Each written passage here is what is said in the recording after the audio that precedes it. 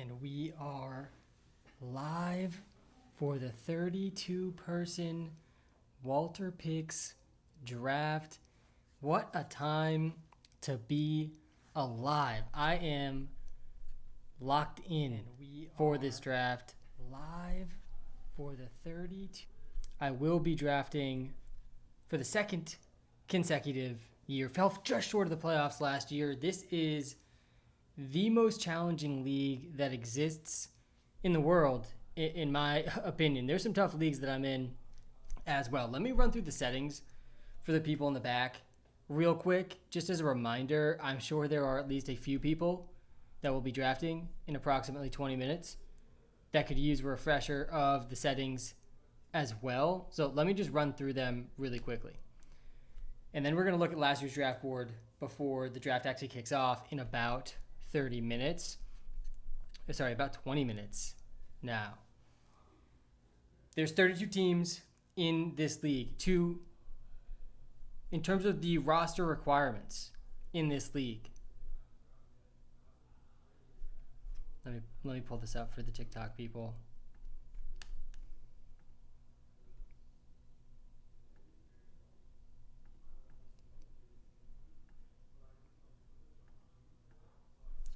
I'll hop to the team view.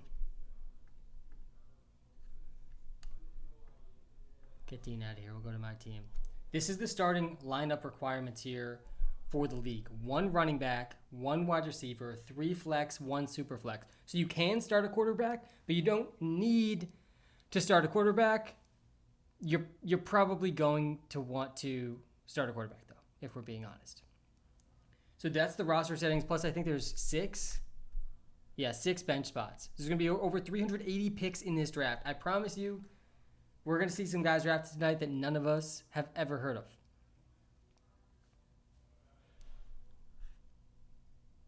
There's also tight end premium in this league. This is the thing that I think a lot of people overlook. A lot of people that tune into this league throughout the year and every year maybe don't fully understand. You get 2 points per reception from tight ends, but you don't need to start one. But they can be really valuable in those flex slots, and guys like Brock Bowers, guys like Colston Loveland can absolutely smash in this format. Like, first overall pick, Brock Bowers is in play. I don't think that's who is going to go. It's probably going to be Jahmyr Gibbs, but it's Gibbs, Josh Allen, or Bowers. Those should be the first 3 picks most likely in this draft. All right, that's the settings. I got pick 21. There's been a bunch of trades, though definitely a lot less trades pre-draft than past years. I did make 1 trade, which is going to hurt my starting lineup, but definitely help my depth. I lost my round 6 pick, but I have 3 round 7 picks. I believe that's what I did. All right, let's look at the draft board last year as we get ready for this. I'm dialed in. I got my queue ready to go as well. You can see my queue. This is all that was left from my queue last year. This is it. This is last year's draft board we're looking at right now. Let me, on TikTok, switch back to the draft board view here for you guys. We are live on TikTok as well as YouTube. YouTube's the better viewing experience. If you're watching live on TikTok, I'm telling you, go to the YouTube. You can see way more of the draft board. We're going to have the WalterPicks app analysis up live during the draft as well. If you guys haven't checked out the WalterPicks app as well, make sure you check it out. It's the reason we get to keep doing this insane league and getting it to grow bigger and bigger every year. The WalterPicks app is going to help you this fantasy season. You're really not trying to win competitive leagues if you don't have the app. Definitely check it out if you haven't yet. It is a free app on the App Store. Okay. This is how the draft went last year. Avery had the first pick. Commanders, WalterPicks. He took Josh Allen, then went Lamar. The problem with these early picks is if you don't take a quarterback, you're just going to be really, really risking it with a mid QB. The best quarterback available by the time it got back, Jordan Love and Trevor Lawrence, I mean, those are actually pretty good options, but just as easily they could have gone Cam Ward or J.J. McCarthy, and you just had absolutely no shot at winning this league with either of those quarterbacks. If you end up with a 0 at QB, you see Anthony Richardson, Bryce Young, Tua, like some super big risks if you punt QB to round 3, but the ceiling is there. Tyler Shuck, he went in round 5. Definitely one of the best picks of the draft last year, a Shuck in round 5. Daniel Jones went in round 7. 2-minute drill, Lions.WalterPicks, a smash pick there. Let me pull up my picks here last year because I do feel like I absolutely cooked in the late rounds. So I think I traded a decent amount. Yeah, so I got Christian McCaffrey at pick 17, an absolute steal. I do kind of like being able to start with running back. We'll see what I'm able to do this year at pick 21. Then I went George Pickens. So I started McCaffrey, Pickens, and then I went Caleb Johnson in the 3rd round. This is why we're rocking my N'Keal Harry jersey tonight because, you got to come in with confidence, but you got to humble yourself a little bit too. Don't be too overconfident, especially in the rookie evaluations. Especially in a 3rd round pick in this league on Caleb Johnson is absolutely brutal. I got Bryce Young. I did go 3rd round QB last year. But look at some of these late round picks I was able to get. So Josh Downs, Jawan Jennings, both solid picks. I got Dylan Sampson, who started week 1 in round 7. I have 3 7th round picks this year. I got Woody Marks, who started most of the season in round 8. I got Kenneth Gainwell in round 9. Andy Dalton started some games. I got him in the last round. And LaQuint Allen, my guy, played a bunch, but scored almost no fantasy points. I gotta bring that late round magic again this year and just not draft Caleb. Don't draft Caleb Johnson in the first 3 rounds, Sam. Shout out to everyone who's tuned in here before the draft starts. Draft starts in about 15 minutes or so. We're looking at last year's draft board. Right now, let me know if you have any questions about the league in the comments. I'm pumped to get this kicked off. We are in person live with 4 of the league members tonight. We have another 8 league members here in Florida, not in the exact same location, but shout out to everyone who made it in person. The best draft experiences always are in person with a group. So shout out to everyone who's able to make it out. And we're missing everyone that wasn't able to make it this year. Let's look back at how the first round went. This league is defined by the first 3 rounds and who gets the huge values in the later rounds. There's really only ends up being a handful of these league winners that go in the late rounds in this draft. I mean, literally, if you're just getting a guy that plays like over half the snaps after like round 8, that's a huge W in this league, which is why it's so critical to hit on the early picks. In the quarterbacks, it's a safe move. You lock in really elite value or really elite production pretty consistently week to week. Obviously, Lamar got hurt last year. Burrow got hurt last year, but I don't think those were bad picks. Same thing with Jaden Daniels. I mean, 3 of the first 5 QBs here got hurt. Mahomes too. I mean, man, over half the early QBs got hurt. Bowers went 3rd overall. I traded back from this pick. This pick wasn't me. I think Bowers should be a top 3 pick again this year. I think we see Bowers, McBride both go top 10. McBride went really late last year. This was a smash pick by Declan, who I'm watching out for Declan in this draft. I think he's going to come in extremely prepared this year. Every time, like this league, it's really hard your first year. It is really hard to prepare for. You can't get a realistic mock draft. Even the realistic mock drafts in the realistic bots in the WalterPicks app, it's by far the best place to mock draft, by the way. Guys, if you're still doing mock drafts anywhere other than the WalterPicks app, you're definitely at a pretty big disadvantage if anyone in your league is doing mock drafts in the WalterPicks app. But for this league, I mean, it's just incredibly difficult to simulate a realistic experience across 32 variables and so many later round guys that have basically no ADPs. Like sleepers ADPs after the first 150 picks are absolutely atrocious. They make absolutely no sense. You guys are going to see players' names tonight in like round 4 or 5 that you've never heard of.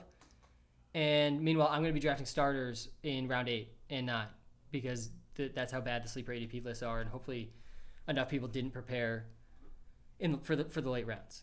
That's where I think I'm gonna get the most value in this draft. Man, what's standing out to people here?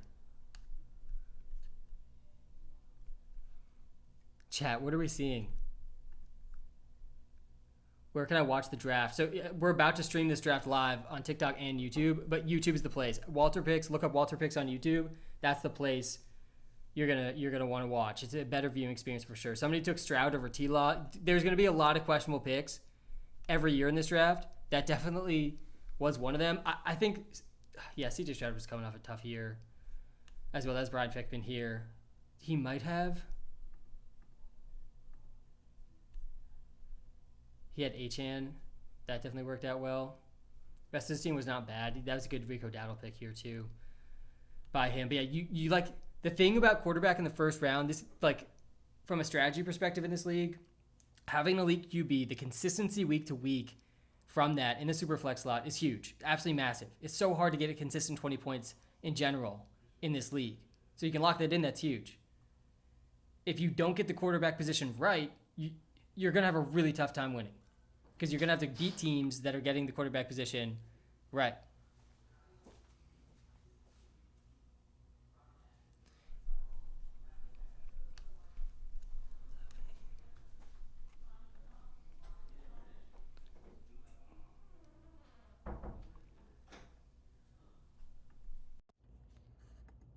All right. I think we fixed any audio issues going on the YouTube Live. Appreciate you guys shouting those out. If you don't get quarterback right in this league, you're pretty much cooked.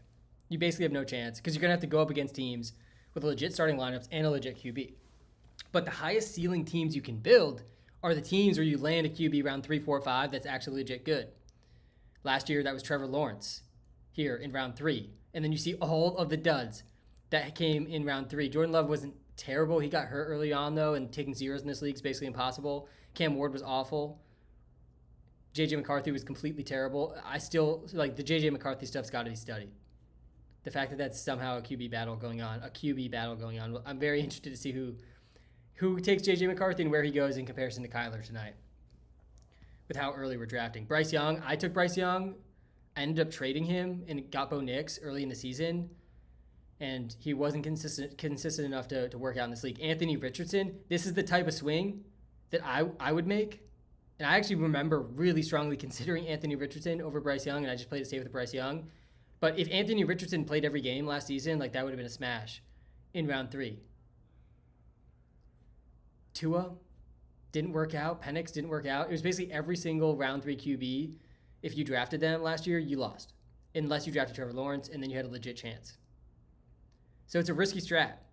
And if you're drafting in the beginning of the draft, like, your next pick is basically round 3. So you either take an elite QB or you're cooked. Or you're rolling the die. You got like a what? If it was last year's numbers, like 1 in 8 chance to hit on the right quarterback that's still available in that range. But there were guys later, Daniel Jones, round 7.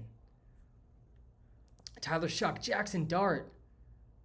The MVP of the league went in the first pick of round 4. So I mean, we probably got to count him here too. Sam Darnold, Super Bowl winner, Sam Darnold.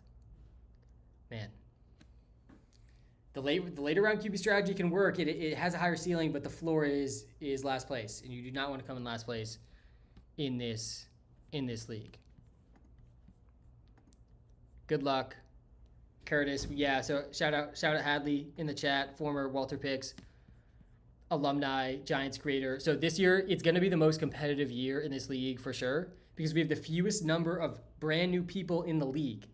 We invited many different alumni to join this year. As a tradition we're going to keep moving forward. If you've won the league, you're likely going to get an invite in the future, even if you're no longer on the WalterPicks team. Caleb, he's won back-to-back championships before in this league, which is the most insane thing when you really think about winning a 32-person league back-to-back years. So he'll probably get an invite every year if he's up for it. He's in the league this year. We got, I think, a total of only like 8 or 9. Usually it's closer to 15, 16. So there's definitely a different dynamic this year, an even more competitive dynamic this year. We recorded some pre-draft questions before this. Who do you think is going to have the best team? Well, obviously me. I go into every draft thinking I'm going to have the best team. I go into every draft thinking I'm going to win, partially because I've already done 500 plus drafts. Like, this is second nature to me at this point, where most people, we're still in July here. This might be your first draft. This might be your second draft. You're at a huge disadvantage because of that. And then also, we've been grinding on the WalterPicks projections team for months. I mean, we've been staring at projections for literal months. And, you know, I've been deep in the weeds. I spent probably 100 plus hours on the WalterPicks draft guide this year.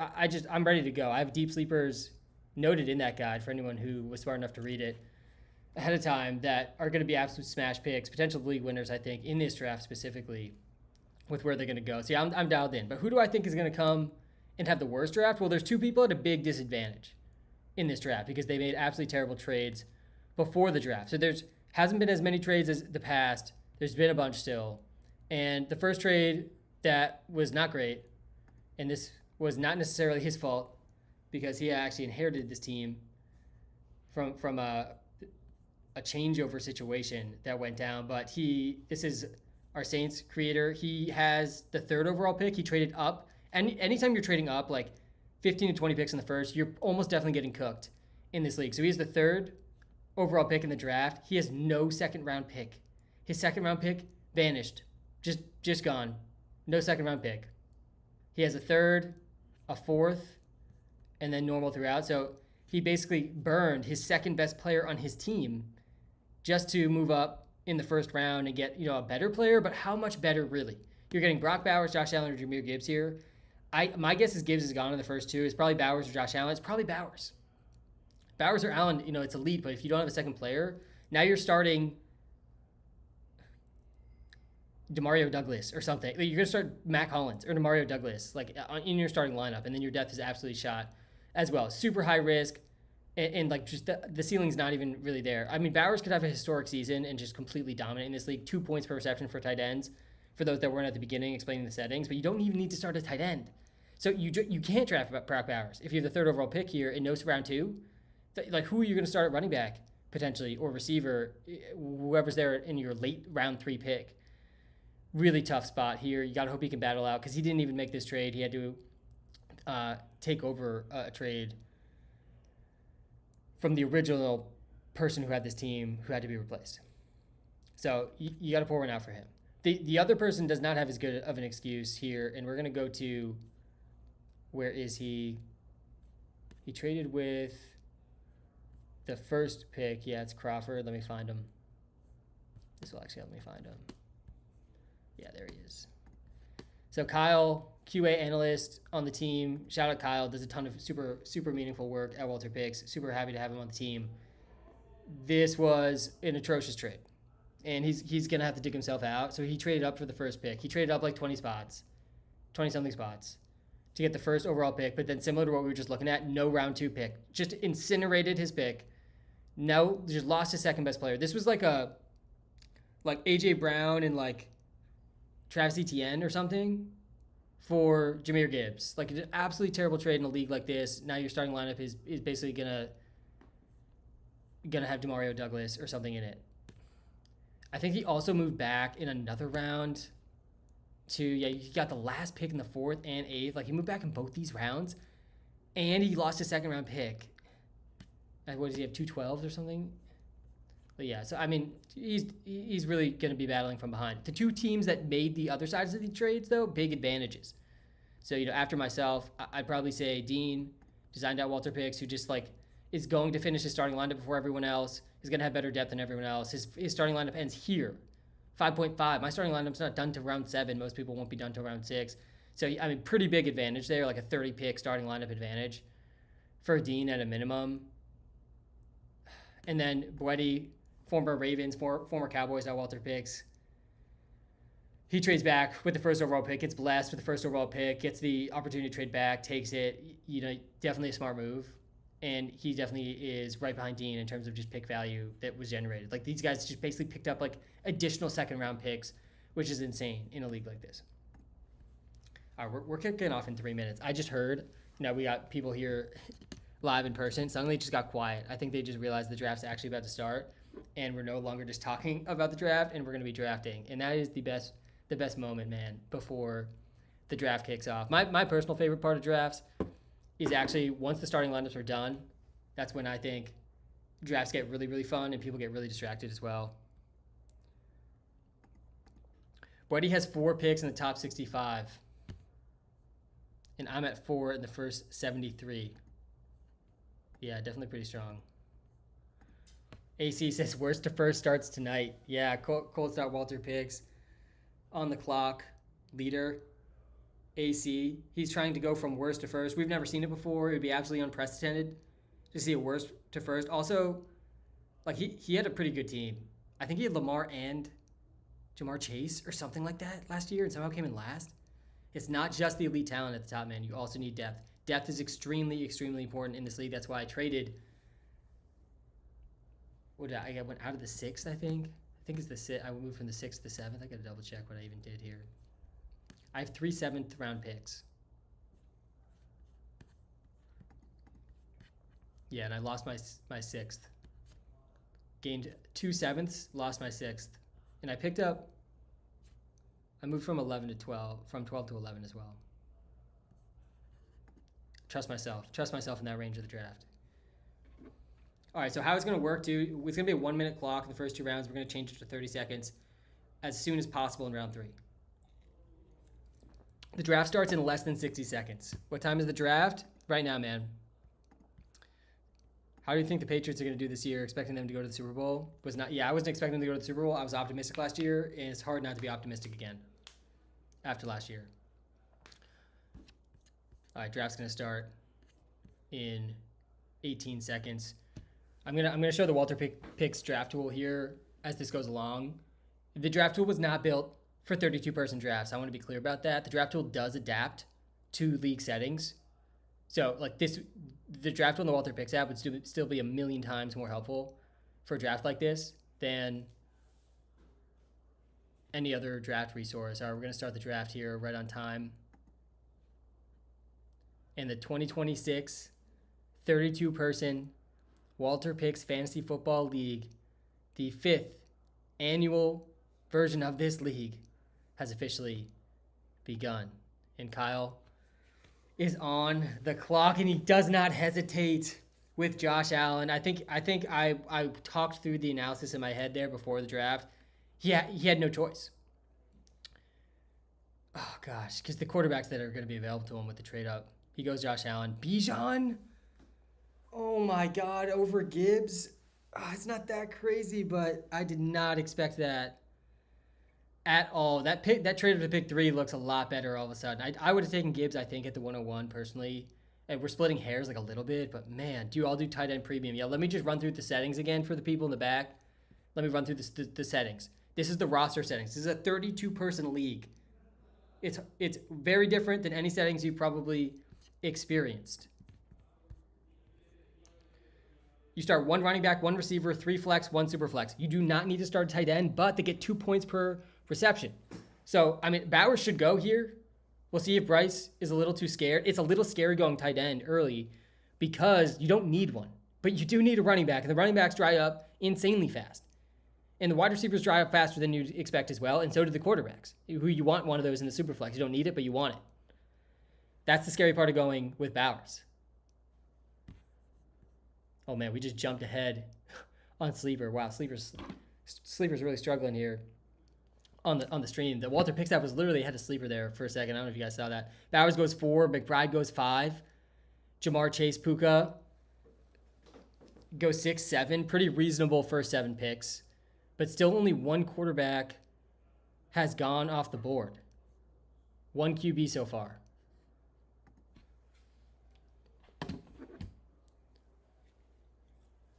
I got to keep the WalterPicks app up if it's going to be ahead of Sleeper. Now it's slightly behind.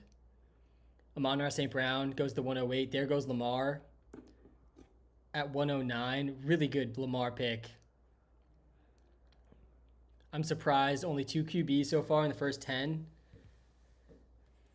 We got Jags WalterPicks on the clock. Let's go. Yarjma, let's go. We're 11 picks away. Did he just auto pick? Was this an auto pick? No. My sleeper's struggling a little bit. I don't think Sleeper's prepared for this 32-person draft right now. Christian McCaffrey. Oh man, I got Christian McCaffrey at pick 17 last year. He goes pick 10. Still, I'd say a pretty good pick there. Still some elite players on the board. Pretty much across the board. Let me recap the first picks again. We went Josh Allen, Bijan, Gibbs, Bowers, McBride. Again, 2 points per reception for tight ends in this league. That's why the tight ends are going so early. But again, you don't need to start one. You do want to start Bowers, though. And also, I will say, Dean got McBride here. In general, in drafts this year, like, I want Bowers so much more than McBride. Just so much more. And anytime McBride's going this close to Bowers, makes me feel better about the Bowers pick, and it would make me feel worse about the McBride pick. I think Bowers is a lot better of a ceiling We saw the ceiling from McBride last year. The Cardinals led the NFL in pass attempts, and then they spent a top 5 pick on running back, and they have a million running backs, and they don't have a good quarterback. And there's some injuries to the receivers too. I still love McBride. He'll still be good in this league, but Bowers could legit break tight end records this season, in my opinion. Wouldn't be surprising. He did it as a rookie. Smashed a bunch of rookie records. Big coaching upgrade. The whole offense is pointing up. Like, the Raiders offense, I think, will be better than the Cardinals offense from a passing perspective this year. Bowers, I think, will out-target, out-catch, out-receive, and probably outscore McBride in, like, basically every single way. So, yeah, I'm pretty in on Bowers. I think you could have justified him with the first overall pick this year. God, I'm still so many picks away. There goes Drake May and Jonathan Taylor. JSN goes. Really, really valuable JSN pick here. Seeing Amon-Ra go ahead of JSN, that seems to like be a movement happening right now. I don't think I'm fully there yet. I'm both obviously great receivers. There goes James Cook. Here we see some of the running back tiers start to go. There goes CeeDee Lamb to Caleb. He goes receiver.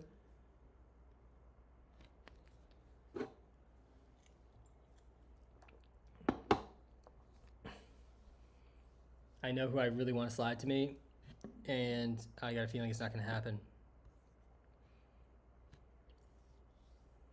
Lions that WalterPicks is on the clock. Believe. Shea, 2-minute drill. I think he's on a cruise right now. Shout out to him drafting from a cruise ship. And he goes Justin Jefferson. He takes the risk with Jay Jettas. Probably the riskiest in normal leagues, like the riskiest first-round pick out there, but obviously the ceiling's there. Before last season, I think the consensus best receiver in the NFL was Justin Jefferson. At least had the most yards per game to start a career. And oh my God, of course, Brian Berryman, who's been to every Bears game since a very, very young age, basically as long as he can remember, goes Colson Loveland. I was going to be strongly considering him for sure. At pick 21, I don't think he was going to get past me. In 2 points per reception for tight end. I honestly think the ceiling for Loveland is more likely to match that of Bowers than McBride this season, just with the two offensive environments. But we'll see. We'll see if Brian can make it up at quarterback, running back, and receiver. Because you really want to start a QB, running back, and receiver. All three of those positions are going to drive faster than he expects. This is his first year in the league. And there goes Ashton Genty, who I definitely was hoping to slide there. 2 more picks for the guy that was probably going to lead the league in touches. We got Achane and Kenneth Walker here at the top of the WalterPicks app right now. Very curious to see who Pat takes here. 1 pick ahead of me. He traded for this pick.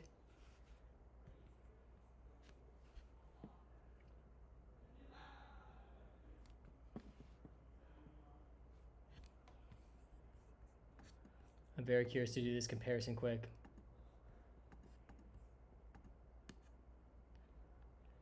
There goes Hampton. Achane's got the better floor and ceiling. I honestly think the floor is a little safer for Kenneth, though. Oh, man. I'm going running back for sure. I was hoping to be able to go running back with this first pick. One of the top 12.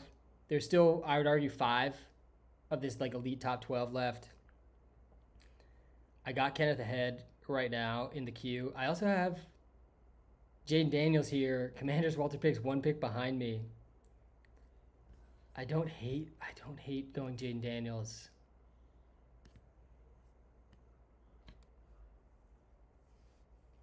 I think we go Kenneth. I think we go Super Bowl MVP Kenneth Walker.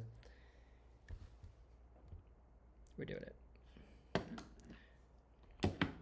In a normal league, I probably would go Achane. In this league, I feel a little safer going Kenneth Walker. I do think the Chiefs lean really heavily on the run this year, too. And I do think the overall strat, round 1 running back, in this league makes a ton of sense. Like, in about 20 minutes from right now, the top running back on the board is literally going to be Emari DeMarcado. And there'll still be starting quarterbacks available.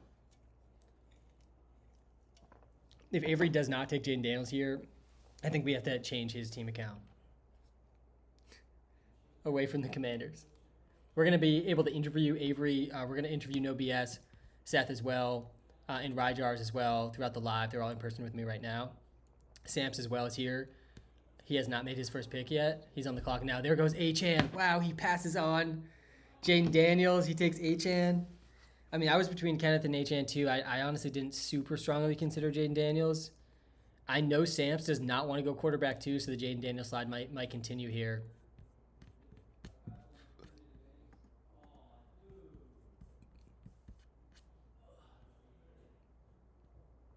Did not expect Lamar to fall, yeah.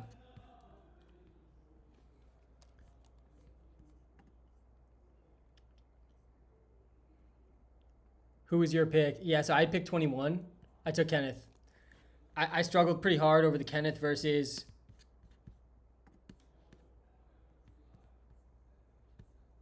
Yeah, this is me here all the way to the right. I took Kenneth Walker. Struggled pretty hard with the Kenneth versus Achan pick. Achan went one pick after.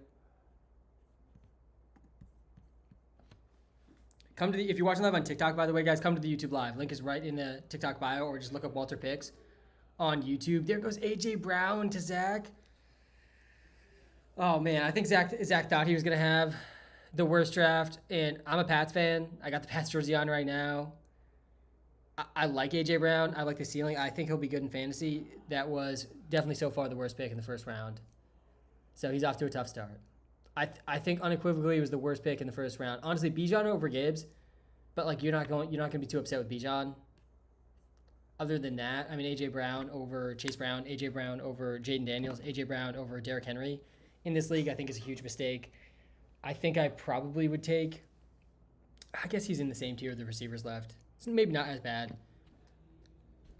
As bad as I'm saying right now.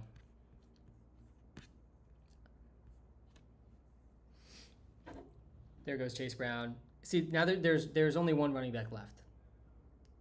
And Brady's going to... Oh, Brady goes Jaden Daniels. Brady trades back from the first overall pick. He trades back 25 picks, and we still let him get Jaden Daniels. It's not great. I think we could be in a tough spot. This team's going to be like really OP. Brady has another pick. He's got 2 round 2 picks.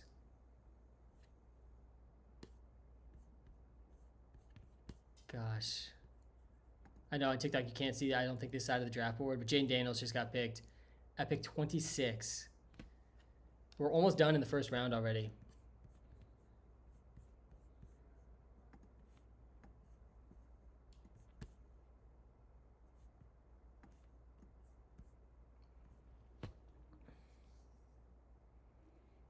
If you come to the YouTube live, by the way, if you're watching live on TikTok, shout out to everyone who's tuned in right now to the first round of the 32-person WalterPicks Fantasy Football League. Going to be posting a ton of content, as always, about this league. Make sure you hit that follow button if you're watching live on TikTok. Hit the subscribe button if you're watching live on YouTube. We're putting out so much content this season, and you don't want to miss it. I mean, this is going to be the best channel to be in the know about fantasy football and updated rankings, analysis all season. I mean, we're dialed in at this point of the year.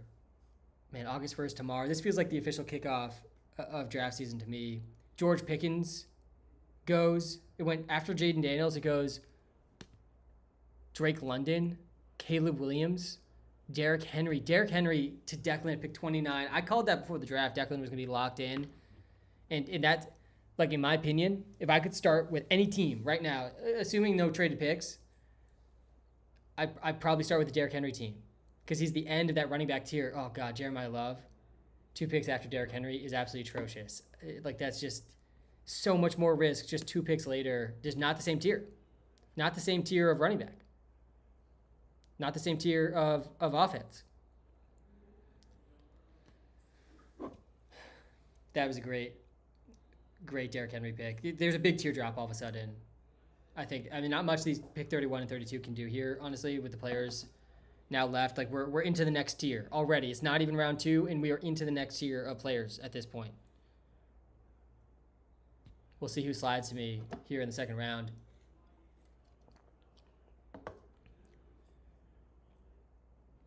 Nico Collins goes pick 32. I'd say there's one other player left in the next tier, at least outside of the quarterbacks.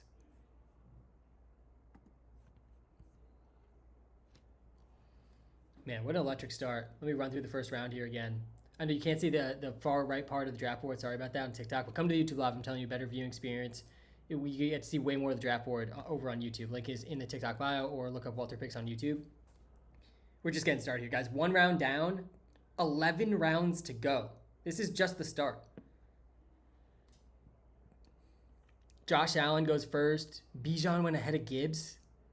Someone's going to have to explain this one, that to me. I guess it's not as consensus as I thought. Bowers, then McBride. Then we go Jamar, Puka, Amon-Ra, Lamar, Christian McCaffrey, JSN, Drake May. Reminder, guys, 1 running back, 1 receiver. 3 flex, 1 super flex. 2 points per reception for tight end. That's the format here. Drake May, JT, James Cook, CeeDee Lamb, Justin Jefferson, Colston Loveland. Man, what?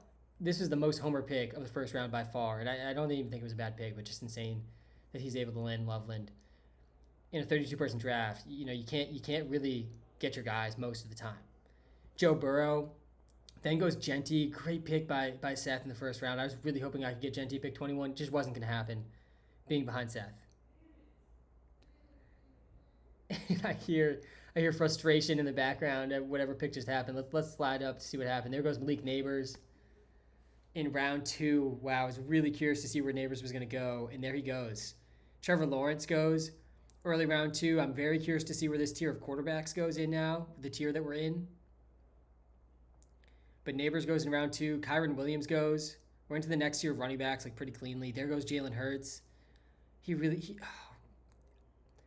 God, what a great start by Declan. I know not everyone's in on Jalen Hurts. Jalen Hurts has not really had bad fantasy football seasons. I think the Jalen Hurts is the classic example where real football analysis seeps into fantasy football analysis in a way that just makes guys underrated.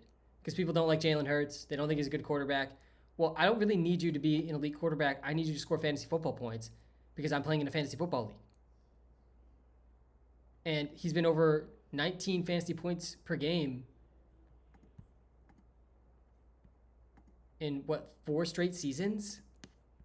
That's 3, 4, 26 points per game that season. 5 straight seasons of being over 19 points per game. He's extremely consistent. The tush push is just a complete cheat code. There goes Justin Herbert. Definitely was on my radar for me. Oh, gosh. Quarterback or wide receiver for me is going to be a tough call here. We'll see which QBs are still left. ETN is still on the board too, which is pretty interesting. ETN and Devontae Smith getting shouts in the WalterPicks app right now. Both those guys, I assume, will be gone. We'll see. Quarterbacks could go here though. Boyd's on the clock. He's not taking. He goes Tyler Warren.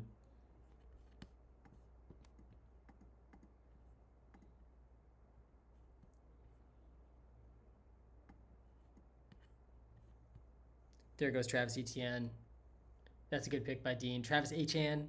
I don't know what to do with the name stuff, guys. I'm going to be calling him Etienne. I feel a little bit bad about it. It's just too tough. It's too confusing. Like, just if he could just have picked a name that wasn't another elite running back, it would be a lot easier. I apologize to Travis Etienne. But yeah, Travis Etienne definitely ended a bit of a running back tier. I think, yeah, Javonte's still in that tier. There goes Bo Nix. And Zach continued. I think Zach he's... Did Zach pick himself as the worst team? Because it feels like he's playing into a bit. He goes Bo Nix over Dak Prescott, Bo Nix over Jackson Dart, Bo Nix over Jared Goff. I guess that one's not that as crazy. Bo Nix over Mahomes, over Kyler, over Shuck. I think at a minimum, Dak and Dart kind of have to be ahead of Bo Nix. Maybe Dart's a little bit more controversial. There goes Mahomes to Samps coming off the ACL. He goes QB round 2. I kind of thought he was going to go Jackson Dart there, to be honest.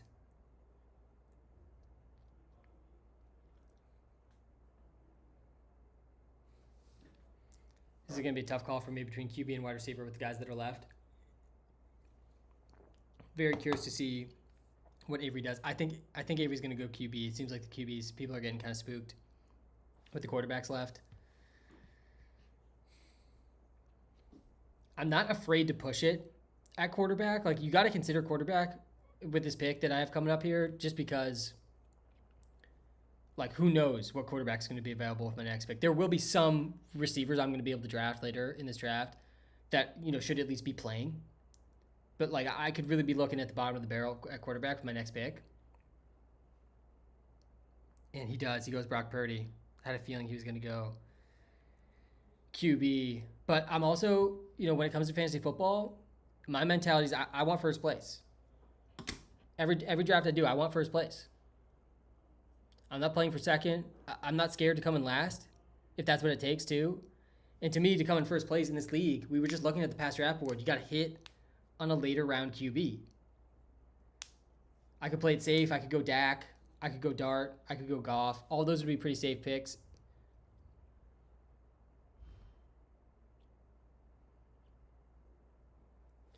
But man, you don't win this league playing it safe. I think I'm going to be able to find a reasonable starting quarterback later. It's going to be almost as good as all these guys going. Got you after guys. We're going Devontae Smith here. Devontae Smith in his 26 games. Let me show off the new game slips feature here quick. If you're watching live on TikTok, by the way, come to the YouTube live. I'm telling you, better viewing experience. You can see more of the draft board. You're about to see the stat I'm about to pull up here too for Devontae Smith over the last 3 years in games where we've seen Devontae Smith. Look how easy it is to do this now in the WalterPicks app in games with at least 7 targets over the last 3 years. Devontae Smith is averaging 18 fantasy points per game. No A.J. Brown. Kevin Patula is out of here. Better OC. Devontae Heisman winner Smith. To me, he profiles the most cleanly as this year's JSN, and he's underrated because he's small, but going to be a true alpha wide receiver. Really like him in fantasy this year. And I've locked up the only 2 positions I need now. It's the only 2 positions I actually need to draft, which is running back and wide receiver. Man, I'm pushing it quarterback though. I'm very anxious to see what QBs are left, but at this point, I feel good about my decision to push it, to go for it. I don't need to start a quarterback. I'm gonna want to. I'm sure I'll take one, but I don't need to. I do need to start receiver and running back. We see Harold Fanning go 1 pick after to Pat. Pat absolutely always loves his tight ends in this league. He's going to have a full squad of tight ends. Javonte Williams, RB start for Seth. I do like that. I do like the running back start as well. Didn't really consider it, honestly, on the clock, so I'm interested to talk to Seth about this. I feel a little bit validated, too, that no quarterbacks went in the first 3 picks after Devontae Smith. Very interested to see what Brian does here. Brian, the new product manager at WalterPicks, by the way. A team name product.walterpicks, I believe, in this league. We got the team names proper in the WalterPicks app. Sleeper, like literally the WalterPicks app is more accurate than Sleeper right now. If you're watching live on YouTube, we got the usernames instead of the team names here on Sleeper, but the real team names here in the WalterPicks app. And there goes Dak. Yeah, I definitely considered Dak for sure when I was on the clock. I think I probably would have gone Dak over Goff. I do like Goff too, but Goff will be gone soon. Please don't give Goff to the Amon-Ra stack. I would not appreciate that. We're going to have our first interviewee here on the live. Mr. Commanders.WalterPicks. Avery, how are we doing? I'm a little confused so far, to be honest. I think my team is the ultimate risk train. We have Devon Achane, who I've been bad-mouthing the entire offseason. I don't think he's going to get that many checkdowns with Malik Willis being a rushing quarterback, and he doesn't score a lot of touchdowns. But the really big swing situation is taking Brock Purdy in the second round. If there's not a run of quarterbacks in this next second to third round range, I absolutely screwed myself. I loved the Garrett Wilson, the Tet McMillan range of those wide receivers. I wanted to take one so bad. But I am not leaving my chances to win this league to my league mates if they'll take quarterbacks in the second and third. So I just had to take advantage and win the league the way I need to. Yeah, that's my mentality on the clock too. I went a different direction. I want to, before we get to the Brock Purdy pick, I do want to talk about that. I was really surprised you didn't take Jaden Daniels. I don't know if you heard me. Everybody was. On the live. I mean, it laid up perfectly. It did. I didn't really expect him to be here, to be honest. I was really hoping I would get Genty. Seth was not going to let that happen. Yeah. But Jaden Daniels, I strongly considered him. I kind of went in somewhat planning to go running back if one of those elite 12 were there, which I was pretty confident one would be. And the last of the 12 went here. Derrick Henry had picked 29. So yeah, there was plenty of them still left. Mm-hmm. But yeah, Jaden Daniels was the end of a QB tier, in my opinion. Yeah. So yeah, I was surprised. You had the on-brand chance. I know. But it is tough to pass up these elite running backs. So I understand that the first round pick. Achane, would you have taken him over Kenneth? I did. I think I did. I took Kenneth one spot before. Oh, I would have anyways, yeah. Yeah, we have him ahead in the WalterPicks app. Feels just like a little riskier to me in this league with how the environment of how bad the team could be. I actually think he's getting a little underrated. People are a little bit too spooked about Achane with some of the stuff I've seen out there about him. That's true. And the best ball drafts I'm doing too, he's going like mid round 2, which I think is a little bit too late. Okay. But like the team might not win a game. And you know, they're in the second half of the season. They're losing by 20 points. Like, how much do they really give the ball to Achane in that scenario in the back half of the season with nothing on the line? And he's their only good player. That is fair. That's my biggest fear. But I also think Malik Willis is a lot better than people think. And there also wasn't a huge sample size. So, like, everybody does say he doesn't check the ball down because he runs the ball, which is true. But it's also not completely fair to say that he never will check the ball down. Yeah. But again, like, if a run of quarterbacks does not happen here and I can get somebody decent at my pick, I would be pissed that I didn't get a wide receiver. Yeah, that's fair. And I took the risk with the run of quarterbacks. Let's go to our picks here. You can see Brock Purdy here on the right. And I got Devontae Smith one pick after. I risked it. I talked through it on the clock. I definitely considered all these quarterbacks that ended up going later. Dart and Dak and a couple others that are still on the board. But we were looking back at the past draft board for the draft, and the guys that went quarterback round 3, there was like 6 or 7 of them. Yes. One of them smashed, Trevor Lawrence. Every other person completely flopped. I was looking at the exact same thing. And I'm willing to risk that. I think I'm going to pick the right Trevor Lawrence this year in round 3 or 4, and if I can do that and match it with Devontae Smith and Kenneth, I think that there's a higher ceiling. It's a risk, though. But you got to take some risk in this league to win. You do, but the thing is, I'm not leaving my draft up to the people watching this stream and the WalterPicks creators that I know are sniping these picks. I'm not leaving my quarterback situation up to you. So I know I have some sleepers deep in my notes, my secret book of secrets. And I'm going to take them, and we're going to do fine. But, you know, I don't see a lot of quarterbacks going off the board right now, which is a little concerning. Yeah, but we're about to hit a stretch here. Yeah, I'm curious to look back here, too. Like, all of these, like, I might not even need to take one with my next pick. Look at everyone with a quarterback. This is the thing in a draft like this too. Like there's no real world where any of these teams now on the right here. If you're watching live on YouTube or watching live on TikTok, I'm telling you, come to the YouTube live. It's a better viewing experience. Yes. Look up WalterPicks on YouTube for the full draft board. But none of these teams can waste a third round pick on a QB. They just tank themselves. Like you are probably coming last 100%. if you use your third pick on a second quarterback that you can't start. And so I know literally only it's a little confusing with the picks. Because Camden probably, he doesn't have a quarterback yet. He picks here, though. What about Joey? Has Joey taken a pick, QB? Where is he? I'm kind of surprised how little quarterbacks are going. Joey has JSN and Kyron. No, he hasn't taken a QB, so he probably will. But everyone else here, I don't think has traded picks. Brian is in here. Like, there's only like one quarterback that could go. So I'll probably push it one more round looking at this. I think you got Brian. Is he taking a QB? I think he did, right? Yeah, I think he got Lamar. Uh-oh, some things could be cooked here, Sam. Feeling pretty good. Some cookage could happen. Chat, wish me luck. Jaden Daniels, I'm sorry I didn't pick you in my draft, but if you were to get injured and I drafted you, I might not make it to next season. So, good luck the rest of the draft, Avery. Thank you. There goes Toon to the intern. That's going to be a very, very debatable pick, and I'm going to be on team intern here with that one. I'm fully team intern with the Tootin pick. I'm all aboard the Toot train. For those that aren't on the train yet, it's not too late. It's not too late.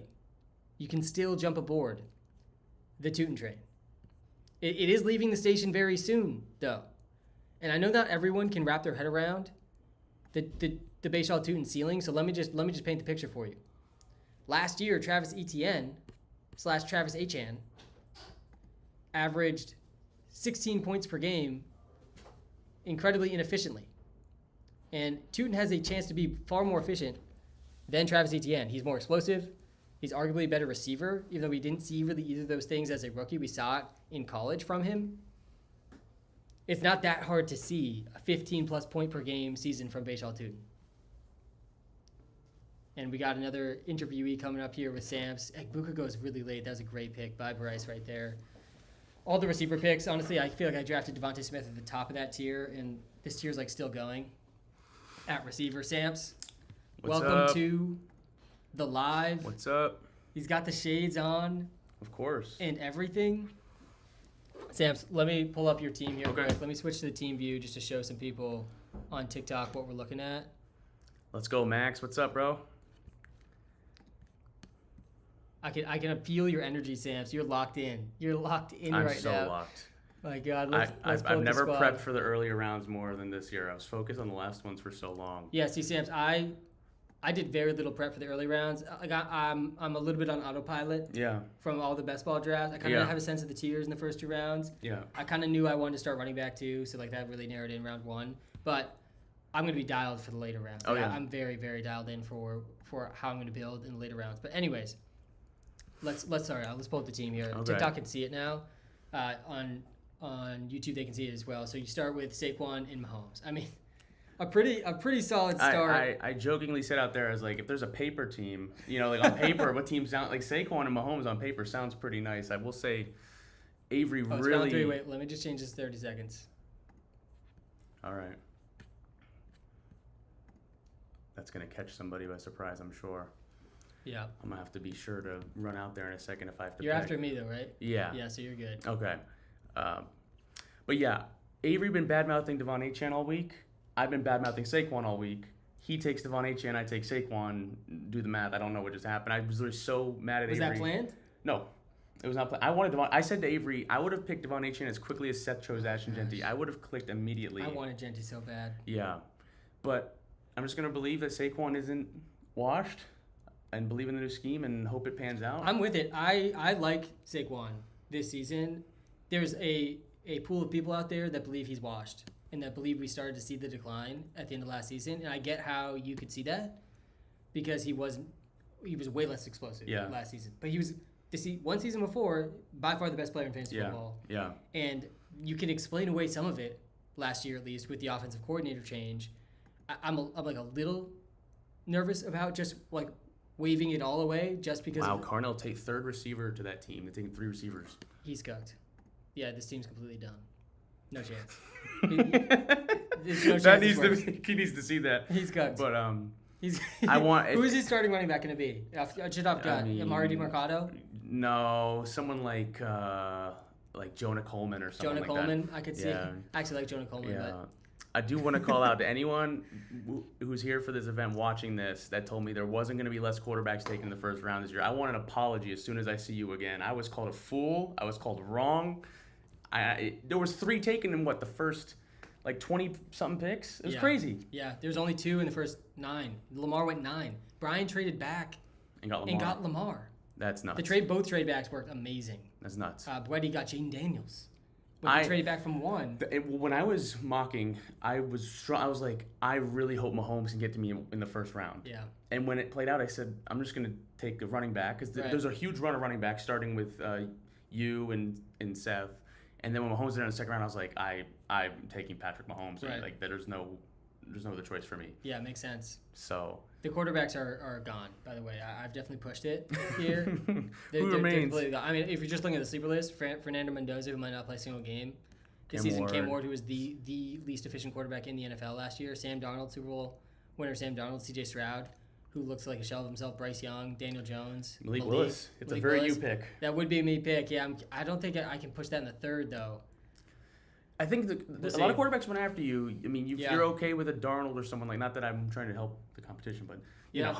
No, but this is the risk I ran. I gotta take the right gross quarterback that's left. All right, I think Ryan's on the clock and he's here. So where's he? I like to start. I don't love Jonathan Taylor, but where he got him, then Lad McConkey, that's a pretty good start. Yeah.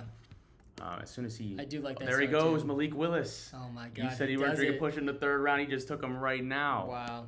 I was definitely going to take him in the third round. I know too many people are listening to this. Yeah. That was a great pick. I was really hoping he was the one that would fall. But I will say, last year, I called this out before the draft too. Last year, I wanted Anthony Richardson so badly in the third round. That was my plan, and I ended up taking Bryce Young instead.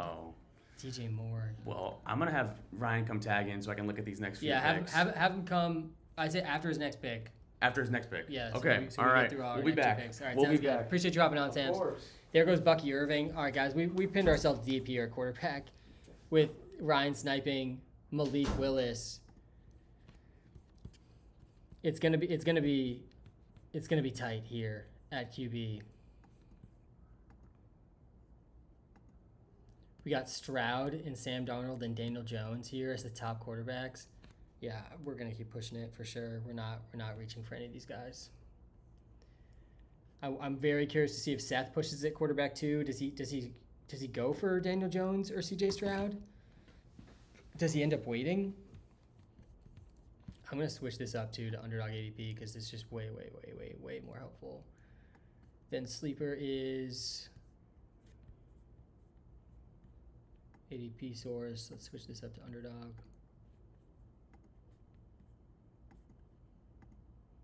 Cam Ward, Sam Darnold, CJ Stroud. Pretty much what we have. He might take Cam Ward, honestly. I could see him taking Cam Ward. I know he's a Cam Ward truther.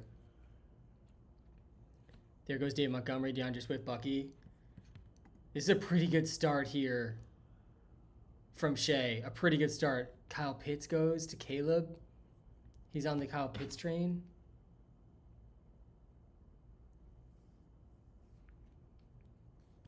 No, he hasn't gone yet.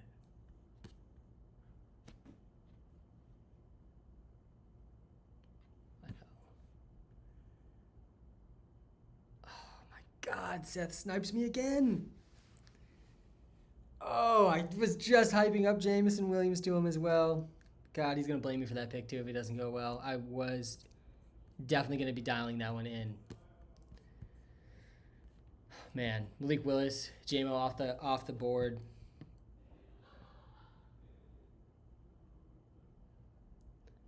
There goes Cam Ward. I'm going to be pushing it at quarterback for sure.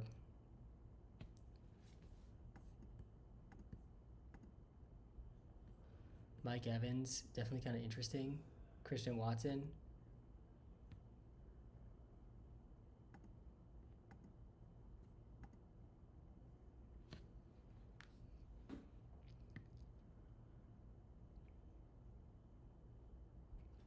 Get Mike Evans here. And Avery, I hear Avery screaming about the Purdy stack because I took Evans. We're pushing it at QB. We started Kenneth Walker, Devontae Smith, Mike Evans in a 32-person league. Mike Evans is definitely a pretty high-risk pick, given his age. Obviously, it seems like Ricky Pearsall is probably toast. Curious to see where he ends up getting picked. But you definitely could squint and see a historic season for Mike Evans. If he can stay healthy for a full season in this offense. Only 12 points per game. Sam, how dare you take Mike Evans from me? I'm going to be trading Avery Mike Evans. Based on what he just said. Or trading for Brock Purdy, maybe. We'll see. God, I feel like I'm going to regret that Mike Evans pick.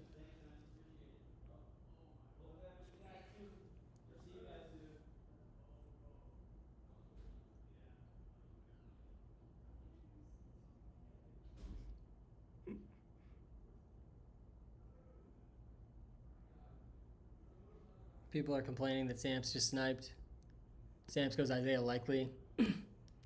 That was Ravens. Ravens WalterPicks complaining about that one.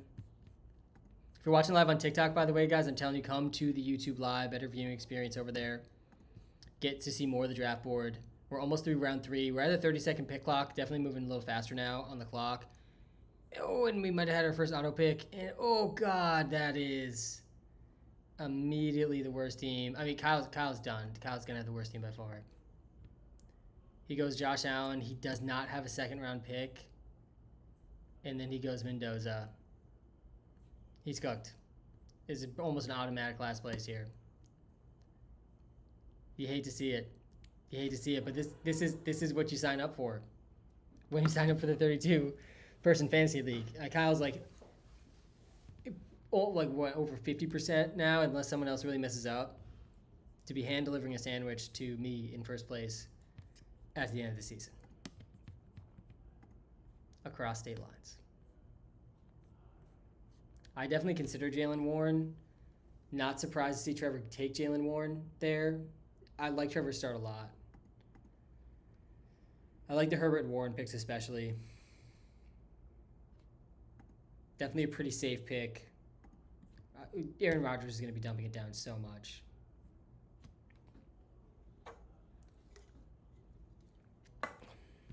How many teams don't have a quarterback?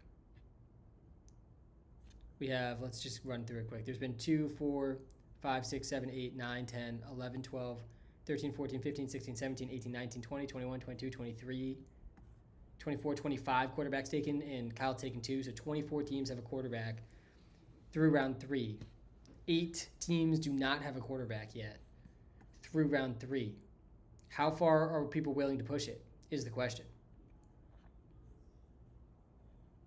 Probably not too far.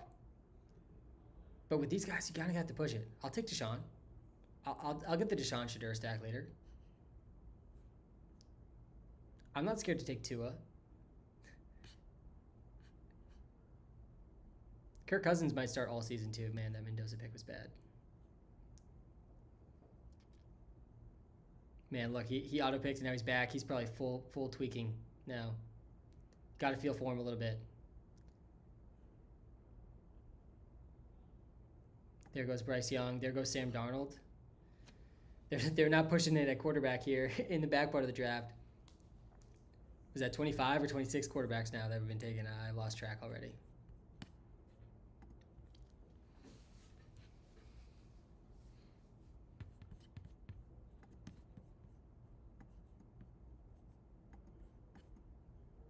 Brian Thomas, Parker Washington. I was kind of surprised no one's taking Jadarian Price. There goes Mekhi Lemon. Jordan Tyson went as well to be Dirt. There goes Jadarian Price. He gets the Darnold Price stack. I'm pretty out on Jadarian Price this year. I could see the ceiling for sure. He's definitely like one of the more mystery boxes that are out there. Like a pretty significant mystery box is Jadarian Price because he played alongside Jeremiah Love in college. And so you look at his college production and you're like, how is this guy going in the first round of the NFL draft? How are people taking him this early in fantasy drafts? He literally had, I think, under a 2% target share in college. I mean, his college target share ranks in like the first percentile, like literally zero evidence that he can catch from a production standpoint. But the film bros believe he's capable of catching. And there's been some videos of him catching the ball at camp, but it's just going to be in a rotation. The Seahawks don't have this workhorse running back approach, even with Kenneth Walker. This is the thing for me with Jadarian Price. Kenneth Walker, did you want him in fantasy last year? Like, you think back to last season, did you want Kenneth Walker in fantasy football? Like, not really. He was at a 50-50 timeshare pretty much the whole season. Some weeks super frustrating, under 10 points. Let me pull up his game logs here if you're watching live on YouTube. If you're watching live on TikTok, guys, I'm telling you, come to the YouTube Live. Better viewing experience. By the way, if you are tuned in on YouTube, smash the subscribe button. Hit the like button as well. It does help us out way more than you realize. Let me pull these game logs up here, though, for Price. I want to pull up Kenneth, who I have. I drafted Kenneth because I think the change of scenery is going to be huge. I think the workload is going to be way bigger. Yeah, look at this. These game logs. Under 10, under 10, under 10, under 10. And is Jadarian Price better than Kenneth Walker? Like, you cannot look me in the straight face with a straight face and tell me Jadarian Price is straight up a better player than Kenneth Walker, who we didn't want in fantasy last year. And now Jadarian Price, who has no evidence of being able to catch the ball, is a good fantasy pick? Like, just absolutely not. I think he's a pretty clear fade for me with where he's going. Like, he'd probably have to go several rounds later for me in normal drafts to really consider him. We're about to be back on the clock here. Still some good players left. Some very good players. Did someone take Brian Thomas? Yeah, Brian Thomas just went. All right, Zach, I'll respect the last 2 picks. I think he's turned it around a little bit, to be honest. He did take 2 Patriots, which isn't great, but Zach probably isn't the worst team. I mean, he's definitely not the worst team with the auto pick, but wow, Marvin Harrison Jr.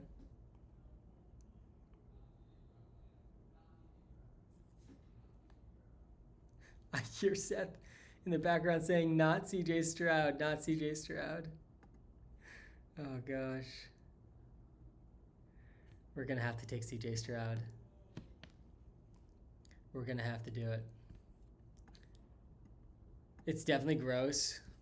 There's some running backs I still like on the board as well. we've at least seen we've at least seen a evidence of a ceiling. You know, we got to go back in time a little bit. 18.6 points back in 2023.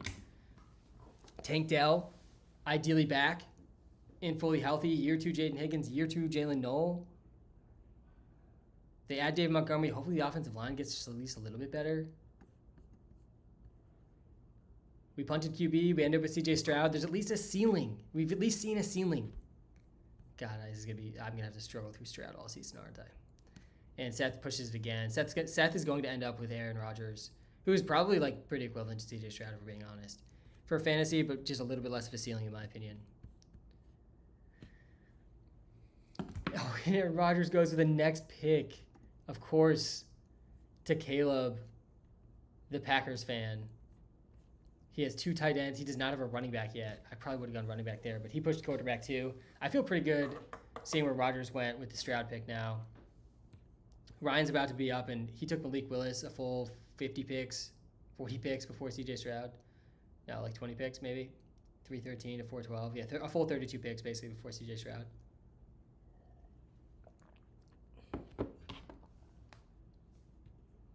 There goes Chuba Hubbard.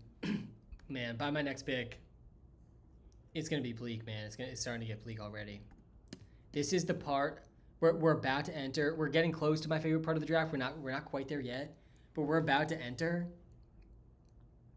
the part of the draft where everyone in this league, it hits them like a ton of bricks of what they actually signed up for by joining this league. Like, we are about to be at the spot. If we just let me pull up the sleeper list here quick. Like, we're getting near this range of the draft. Look at this range of the draft. If you're watching it live on YouTube, we're not that far away from this. Where this is what the sleeper list is going to show. Cade Klubnik, Marcus Mariota, Riley Leonard, Jameis Winston, Joe Milton. We're about to be facing this list in like under an hour. Not even halfway through the draft, that's what's going to be showing on the sleeper list. There goes Jacoby Brissett. What quarterbacks are left? There's really not that many left. I mean, Geno, this is gross. I definitely glad I went Stroud. Man, I would have got boxed out bad. At least Stroud we know is starting, and like it's gonna really, really have to mess up to not start. I honestly don't even know who the backup is for the Texans right now. Is it Davis Mills? Let's see. We're about to have Ryan here in for a quick interview. It is Davis Mills. All right, we gotta queue him up for later in the draft for sure. Ryan, man, it's been a very interesting start to the draft. I'm feeling good. I was hyped to get Jawan Johnson right there. I'm so high on him. Let me pull up the team here for the TikTok people. If you're watching live on TikTok, by the way, guys, come to the YouTube live. I'm telling you, it's a better viewing experience. You can see more of the draft board and just more things in general. Look up WalterPicks on YouTube to find that. We're gonna go to Ryan's team here on the sleeper view. Let's check this out. Yes, I really liked I liked your first 3 picks a lot. Okay. I mean, JT, I get being like somewhat fearful, but people forget, man. In the first half of the season, insane. he was the best player in fantasy football. Yes. It actually wasn't very close. Let me pull up the game logs here quick just to remind people, because this happens a lot in fantasy where people forget the first half of the season and they remember the second half of the season. And he's going at a discount because he had that bad half. He went 29, 32, 15, 31, 23, 34, 37 in the first 8 weeks of the season. He was on pace for one of the best fantasy seasons of all time. And then he dropped a 50 bomb in week. And then, he has a down 10. week, 50 bomb. It wasn't like this was the easiest schedule. He had 2 top 5 matchups in here. Then Daniel Jones gets hurt. I mean, he wasn't terrible here. Look at the schedule, too. This was 6 top 10 matchups, or bottom 10 matchups, if you Yeah. want to view it that way. His one good matchup, he had 17 points. I mean, yeah, like the offense is clearly going to flow through him. They lose Michael Pittman Jr. Daniel Jones off the Achilles, too. He's going to be less mobile. It's just a little fragile of a environment with the Daniel Jones Achilles. That's my biggest fear, is like if he's not as good as he was in that stretch. Yeah. Other than that, though, even if he's not, JT will be serviceable, very consistent in this league. I like Ladd McConkey a lot. I think he's in the exact same tier as Devontae Smith, who I took here. I think this whole tier of wide receivers I love in this stretch, but Ladd's definitely one of them. I really thought I was going to get Malik Willis. I thought more people were going to be scared, honestly, to take. I was scared. I was Malik scared, Willis. but I knew it was going to come back around. I honestly, now thinking about it, I wish I would have waited because the Yeah. other QB I really wanted here just went at 426, which is Geno Smith. Wow. Because the Raiders' offensive line was so bad, it just made him look awful. And the Yeah. Jets' O-line is better, so I think we're going to see a product closer Right. to Seahawks, Geno Right. Smith. So I think he could be one of those QBs that wins a league or loses a league. Yeah. It's that very high variance. Yeah, but that's fair. It's I'm- similar with CJ Stroud. I'm super excited about Juwan Johnson. I really am. It doesn't sound like you were as excited, but Yeah, I'm not at. I mean, it's obviously it's the double PPR premium, tight end premium. If he can just do what he did last year, you're good. Yeah. This is the game logs with the but two the offense premium here. the offense is going nowhere but up. I mean, is how I feel about it. Looking at the game logs and the 2 premium view, he didn't have a bad game No. after week 7. No. Like I think that's a steal in the 4th round there. Yeah, definitely could work out well. I think that my fear, he's 30 years old. They did draft Oscar Delp. Yeah, I do like Delp. I don't think Delp. I'm curious to see where he goes in this draft. Fant is new, I think, on the team too. He sucks. He's not good. He's not going to He's take not over good. Juwan at this He's not point. good. Delp, I think, can be good, but rookie tight ends, like worst case, he's playing in the second half of the season for you with Juwan. But it could happen, definitely. Obviously, they add Tyson though too. Like there is more target competition on this team. There is. Tyson and Etienne. But that could mean more touchdown opportunities For sure. as well, right? Yeah, I don't So- think he didn't score much last year, right? I think he Honestly, I He don't definitely has a lot of room for, only 4.1% touchdown rate. He was a top 12 tight end, but he was tight end 39 touchdowns. So there definitely is room. Yeah, there's room to grow. For sure. The There's room to peripheral grow. numbers were pretty strong. Yeah. Are you going to be back on the clock soon? I better skedaddle. Yeah, you better I get appreciate ready. it. Appreciate you hopping on. Good luck in the Thanks, rest Sam. of the Good rest of luck. the draft. Good luck. Man, I did not expect to open those Juwan Johnson game logs and for them to look quite as good. This is why you got to have the WalterPicks app when you draft it. Like, it's impossible to keep this level of information in your head, but being able to just pull it up live on the draft, especially custom to your league settings. We're looking at the 2 tight end premium here in these game logs because we have this league synced. I mean, he literally didn't go under 10 points a single time in the entire back half of the season, and that's the power of the tight end premium in this format. There goes Jonathan Brooks. Josh Downs. Really like this pick from Dean. Oh, God. Does Dean have an absolute just masterclass year? He got McBride and the MVP and Jacoby and Downs and Etienne. And is his starting lineup done? Oh, my God. This is not fair. This is not fair. Oh, my goodness. Is his starting lineup done, or does he have 2? Let me pull up his team here quick. Let me pull up his team.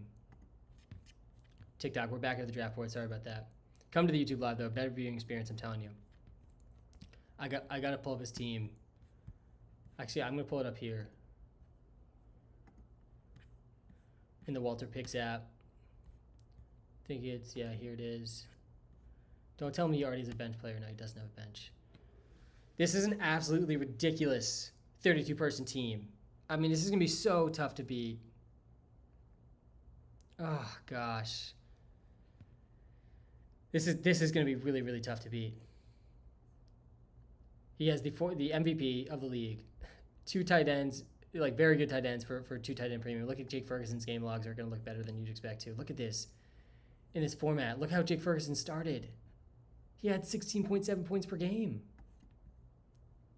And Jacoby and Downs are both very good receiver options in this league too. Still some interesting tight end options. Dolchich, I didn't know if Dolch was going to get past round 4. He's still kicking around.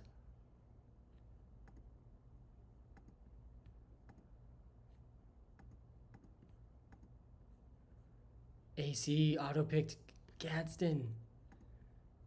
Hopefully he had him queued. That was actually a pretty good pick. There goes Dolch. Did not hesitate. He got the Malik Dolch stack. Absolutely love it. God, I'm so jealous of the Malik Dolch stack. I like the Malik Willis pick even more now. I like it even more. All right, we're going to be back on the clock here soon, so we got to lock in. This is a really, really important pick for me because I don't have a round 6 pick. Like this guy that I'm about to draft just needs to be a decent starter here.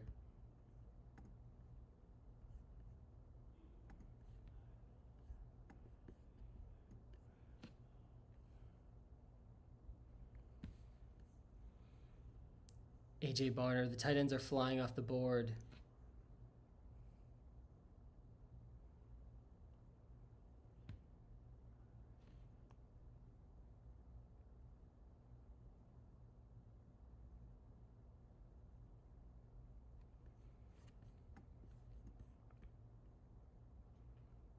My God, it's starting to get ugly.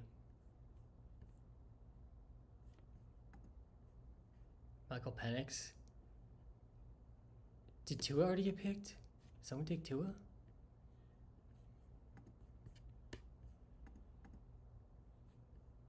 Someone took Tua. Oh, he just went in round 5. Disgusting. There goes Jordan Mason. There goes Rashad White. Man, I really wanted Rashad White there.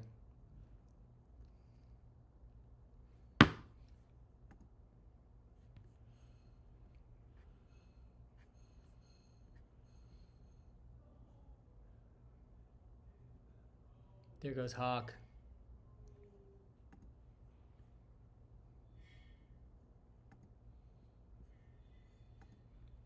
Kate Otton's he's definitely doable. There's no Mike Evans on the team now. It's not 10 points a game. Like, it's not terrible.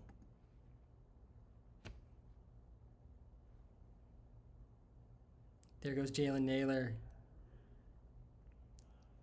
Don't hate it.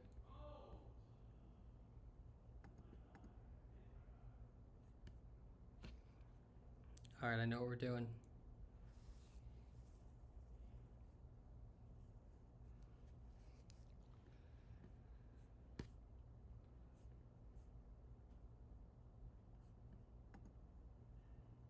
I think we got to do it.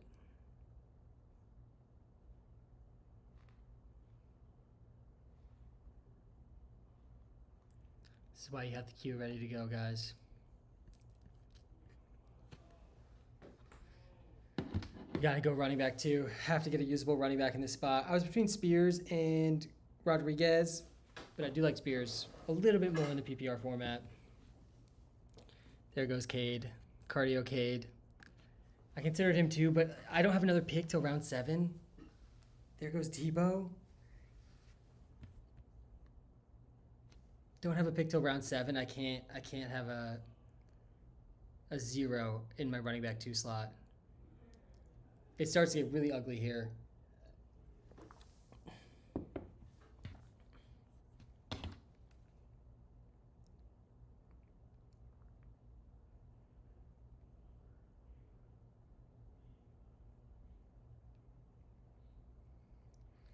I'm going to be waiting a while, but I have 3 7th round picks.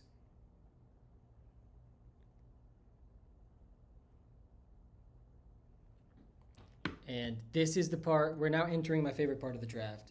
I think we've officially entered it, to be honest, where the rest of the league is going to be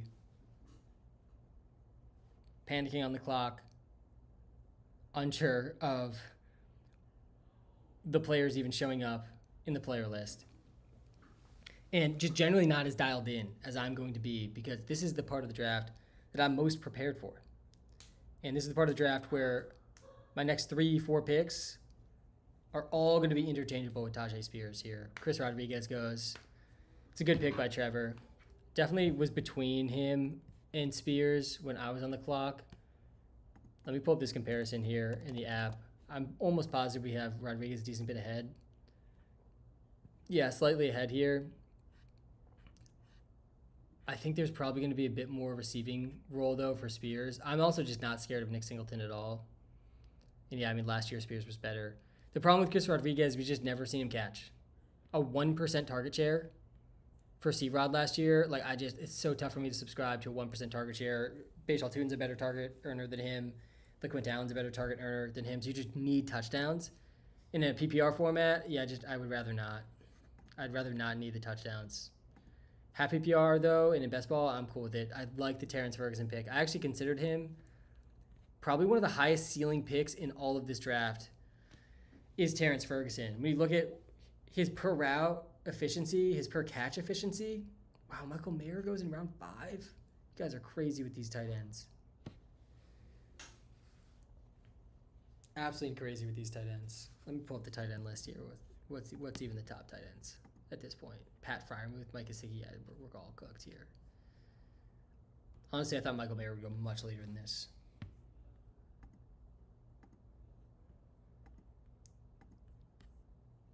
Fryermuth had some usability.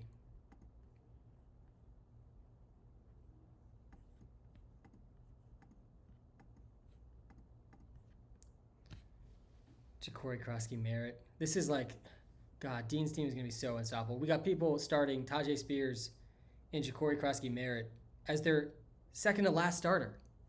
Whereas Dean's last starter is Josh Downs and Jacoby Myers. God. We got a bad pre-draft rating. Every year there's just a couple people that get completely destroyed. Let me pull up the teams that were at a disadvantage here from the get-go. He gets Gibbs at pick 3. That's pretty good. His next pick was Daniel Jones. At QB gets Monungai and Tracy. So he still needs 2 starters, but he made up some ground here. I feel like he did a pretty good job protecting himself from last. He'll be able to find some usable weeks at wide receiver, I think. And then QA, he trades up for the first pick. He gets Josh Allen. Accidentally auto-picks Mendoza with his next pick. So he still only has 3 starters. It's Allen, Pittman, and Coker, and he's just completely boxed out at running back now. The top running backs are just evaporated at this point. Keaton Mitchell, Jonah Coleman. These are going to be one of his starters probably. He kind of has to go running back here with this next pick most likely. I don't hate Keaton Mitchell. Kamara, Tyler Algier, Jaden Higgins. I thought about taking Jaden Higgins with the Stroud stack, but decided against it in favor of Spears.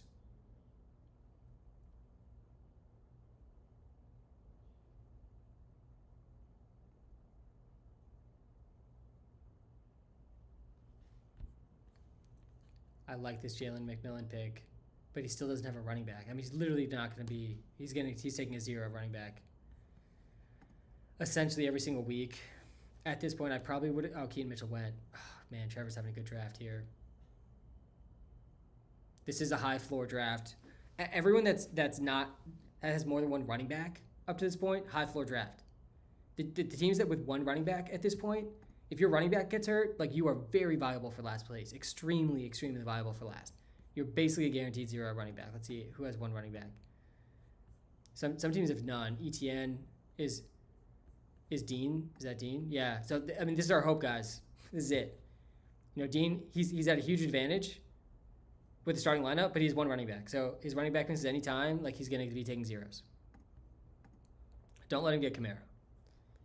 Dobbins as your only running back, that definitely is a trajectory for last. With his injury history, Kenneth Gainwell, only running back, not even probably the starter on the team. I mean, should catch some passes. Is he that much different than Tajay Spears, though? I'm not so sure. The intern guarding himself well with 2 running backs, 2 high-ceiling running backs. I actually kind of like it. Like one of these guys, Tootin or Brooks, one of these guys is going to smash. Probably not both. But if they both smash, I mean, this is going to be a legit team. You got Kelsey, too. No quarterback yet, though, for the intern. Oh, God. He's going to have to figure that out. Pat's taking my pick right now. Let's see, who did I give up here to Pat? Doesn't feel like the worst pick to have given up, but I'm sure it's going to get even uglier. He takes Omar Cooper Jr. Yeah, I'm not sweating that one too much. I like Omar Cooper Jr. I just don't think he's going to be a great fantasy asset in year 1. A little bit too much target competition, and I think A.D. Mitchell is better than him. I think A.D. Mitchell's still on the board, actually. Yeah, he is, yeah. So you didn't even take the best Jets receiver available. That's going to be an L for Pat. Let's see where Pat's team is at. Tyler Shuck, Brenton Strange, Hampton, Fannin, Emmett Johnson, and Omar Cooper. He took Emmett Johnson. Oh, God. Oh, man, this is a really big fall off here for Pat. He starts the draft so well. Gets Hampton, Fannin, Shuck, Strange. Amazing start. And then just burns his next 2 picks. 0 points, 0 points probably week 1 here from these 2 guys. I mean, Emmett Johnson, like, he might not be active week 1. He's probably behind Amari DiMercado. I actually like Emmett Johnson a lot, too, as a prospect. But for year 1 fantasy, Like, he's very live to be a 0 for most of the season, if not all, behind Kenneth. And then Omar Cooper, like, kind of similar thing. Over under 2 points. Over under 3 points for Omar Cooper Jr. week 1. What are we taking there? Behind Garrett Wilson, behind A.D. Mitchell. I know that he plays more in the slot, Omar Cooper Jr. I think Garrett Wilson will play inside and out, and A.D. Mitchell will be more on the outside. Kenyon Sadiq, and then Breece Hall as well.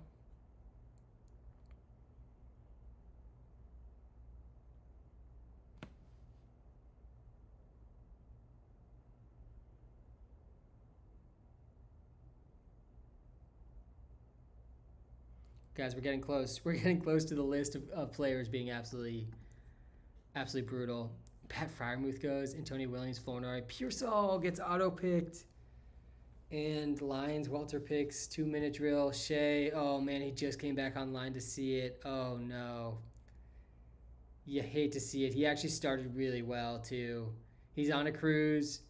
He's getting too relaxed. This is what I'm saying. In these later rounds, people start to tune out, and this is exactly when you need to be locked in. Like, this is the exact time of the draft where people are drafting zeros, and you're getting legit, actual high-ceiling starters. Good pick there from Ryan, I think, with Tesla. Malik Washington, probably wide receiver 1 for Dolphins, after Dolch and after Achane. Not bad. Man, this is the flex. I think I predicted, I forget who I predicted in my flex. I think I said Jalen Naylor. I was close. I was one pick. No, I haven't even drafted my flex yet. What am I saying? Oh God, my flex is cooked. I'm definitely regretting this trade back into round 7. We'll see what I can piece together, though. You gotta have confidence that you can piece it together in fantasy. Tyreek Hill is literally at the top of the sleeper list now. Ty Simpson is at the top of the sleeper list. The people that are not prepared are about to get absolutely smashed in the next couple hours here. It's too late to scramble. I mean, they all have access to the WalterPicks app. That definitely can help them a lot. I had a feeling Pat was going to take him. I do not think Pat needed to take him this early. Oh man, I think Pat was like really fumbled the bag. Where's Pat here? Let me pull up Pat's team. Let me pull this up on TikTok too. If you guys are watching live on TikTok, guys, it's a better viewing experience over on YouTube. I'm telling you, it's just a little better viewing experience. You can see more of the draft board. Come to the YouTube live if you want to see the full thing. Let me pull up Pat's team here. When's my pick in the round 7 too? I got to be careful not to miss it. Yeah, it's coming up. Pick 10 in round 7. All right, let me pull up Pat's team. Let me roast Pat's team before my pick. Gosh. Yeah, this is rough. This is really, really rough. Too many rookies. This is the team. This is definitely one of those teams you want to be playing in the first couple weeks of the season. Like, pretty badly. Emmett Johnson might not be active. Eli Raridan might not be active week 1. I mean, he's definitely going to be behind Hunter Henry the whole season if Hunter Henry's healthy. There's a big Homer Pats pick there. Harold Fannin I like a lot. Hampton I like a lot. Strange I like a lot. And Chuck, like, the first 4 were so good. And the next 3 just incinerated pick, essentially. There's some ceiling. Like, I get there's a ceiling, but the floor, especially in the first half of the season, is near 0 points for all those guys. Bryce. No, Bryce. You don't need to take Tank Dell yet. No. God, I really thought he was going to be there for me in round 7. There goes Stribling. I like the Stribling pick. The intern's turning around, though he still has no quarterback. Someone that is with the intern in person right now, tell him that there is a super flex slot. You're allowed to play quarterback there, and that's generally advisable. So someone please relay that information to Dave. I actually like the squad though. Outside of that, if he can piece it together at quarterback, I mean, there's still no one's taken Deshaun yet, right? Penix is there. Deshaun. Shedeur, if you can get Shedeur and Deshaun, I wouldn't hate that. There goes Booty. Man, I might take Deshaun if he's still there.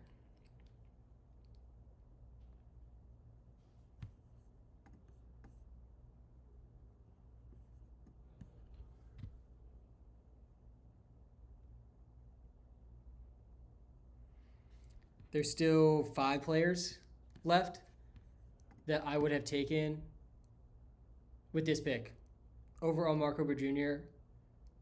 And I traded out of this pick, traded back. If I get them at 7-10, I'm going to feel great. Pat Bryant was not one of them. That's good. This is what people are not dialed in right now. We got legit, like, good players, starting roles, going to play every snap. Trey Tucker was one of them. There goes one of the 5. Will people hunt down the other ones? Trey Tucker should not be going after Pat Bryant.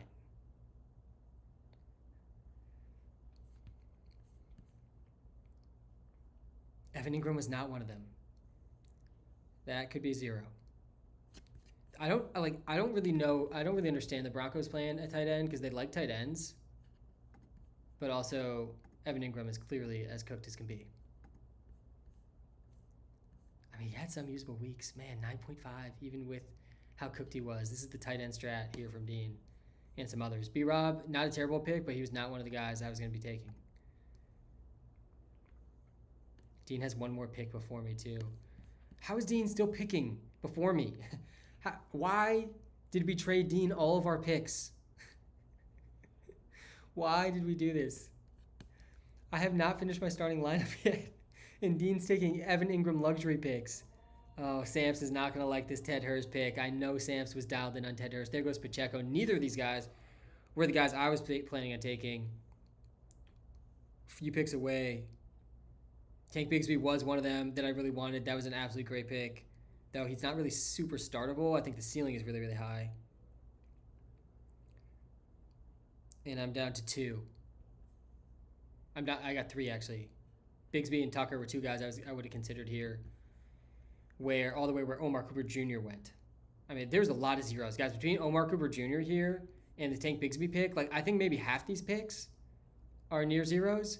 Braylon Allen, take them. Probably not even the running back 2 for the Jets.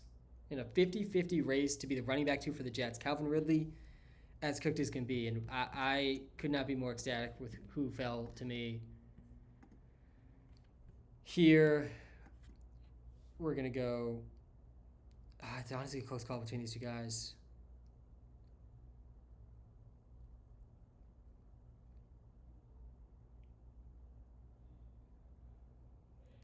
I think you go with the higher ceiling here. And you take Trey Harris.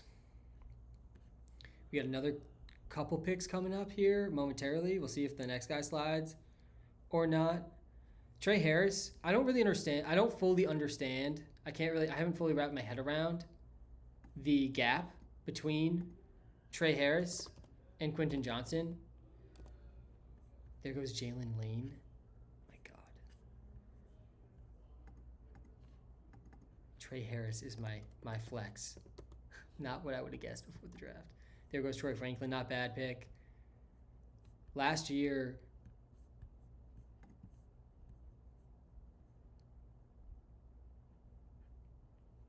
looking at some of these efficiency numbers, I mean, Quentin Johnson was definitely more efficient by a long shot. New coach, though. Trey Harris was a 2nd-round pick. He obviously played a lot less as well. It was snap share topped out at, 40-50%. They did draft Brendan Thompson as well, who I do think is going to play. There goes Jake Tongas. There's still a couple guys that I would have taken at that Omar Cooper pick that are still on the board that I'd feel decent about at this point.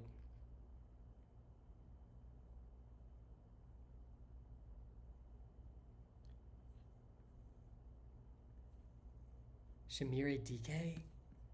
Oh man, he after the auto pick of Pearsall, now I think he's just panic picking. Yikes, so he drafted his second to last starter is not on a team right now. I think he will sign. I think Diggs will sign. That'll probably end up being fine. Then he drafts Pearsall, who's probably 0 all season, is going to be dropped in a few weeks when he gets surgery.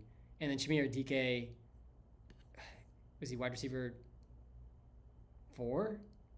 Is he ahead of Ridley? No, A.D. Mitchell gets sniped. And he takes Deshaun. That's disgusting. All right, we're back on the clock here. And we are... I know the first pick. I got 2 picks back-to-back here.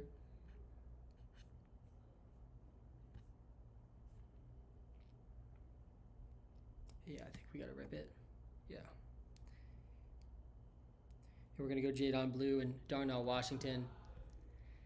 I kind of thought that Seth was gonna take Darnell Washington. To be honest, he already has Muth.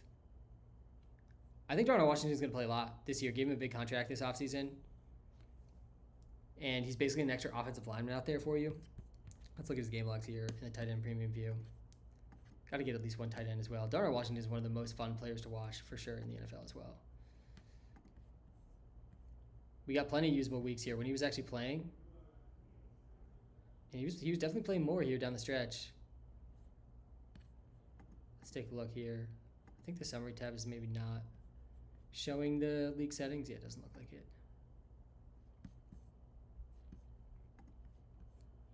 At least some contingent value there for Darnell Washington. Do like Jaden Blue a lot too. I think he's actually gonna have a real role. Look at this. When Darnell Washington is playing over half the snaps, I mean, this is elite. 2.4 yards per hour run is absolutely insane.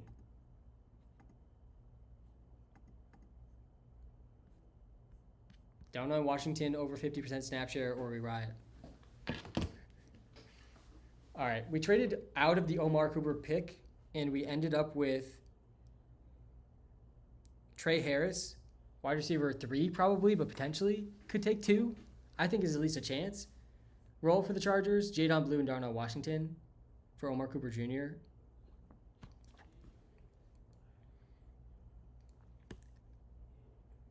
Pretty okay trade. Justice Hill I was definitely eyeing as well. Great pick here by Kyle. This was a huge pick.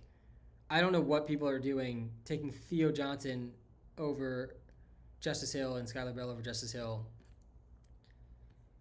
who's behind like this like historically consistent running back. Like at some point, if this is finally the point where Derrick Henry falls off, Justice Hill will win leagues. And even if Derrick Henry doesn't fall off, he does not play a receiving role. Justice Hill is going to have a legit receiving role on a team with basically no receivers. We saw Rashad Bateman. Who has more receptions this season? Justice Hill or Rashad Bateman? Like, pretty close, probably. Good pick there for Sean Tucker. Declan's dialed in, man. I knew Declan was going to come ready for this. He's extremely, extremely ready. This is the draft of someone who came prepared for sure. He was probably going to go Justice Hill. He's probably tilting a little bit. No, not LeQuint. No way. Oh man, I thought for sure I was going to get him in round 8. LeQuint Allen. I'm gonna be making some trades tonight. LeQuint Allen is just a cheaper Jaden Blue, if we're being honest. Just a cheaper Jaden Blue. Man. LeQuint Allen, a couple years ago in college football, led all running backs in receptions. By like a lot. I think he might have led all players. It definitely was running backs.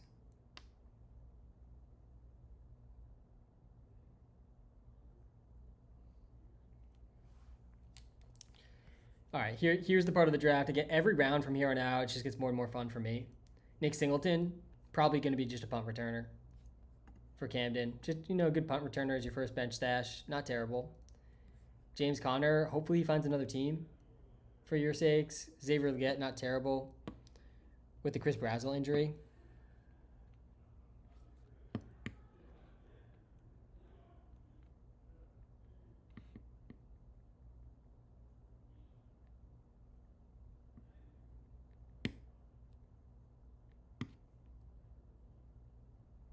Jack Besh.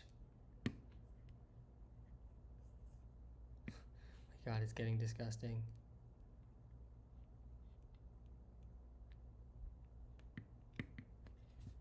My sleeper app is tweaking.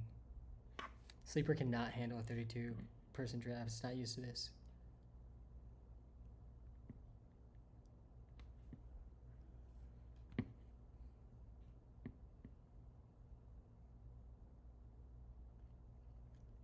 There goes Mike Washington. Samaje Perine is going.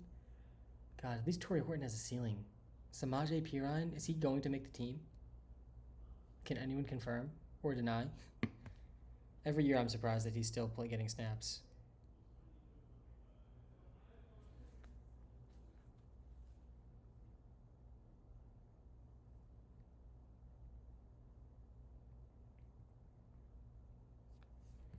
There goes Ray Davis.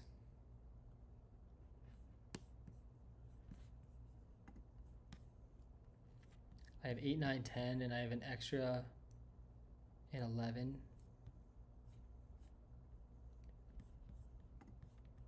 Eight, 9, 10, 11, that's it. A little bit earlier, 11th.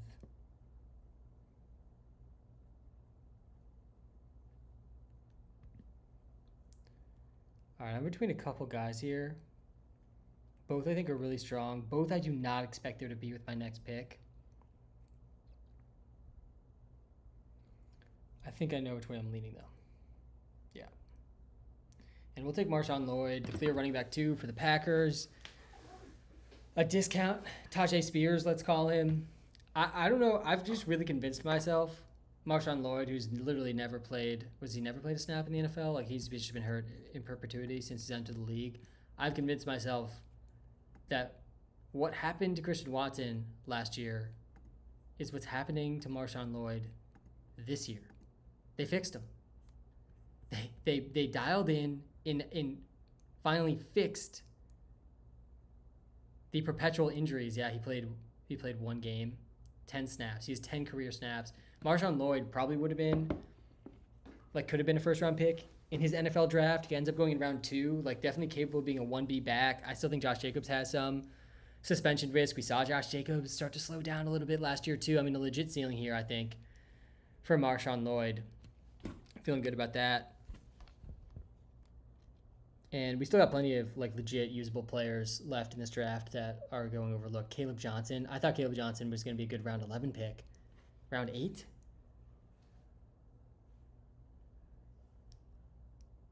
Man, I'm rooting for Caleb Johnson. I took Caleb Johnson round 3 last year, so I'm definitely still just feeling the pain a little bit.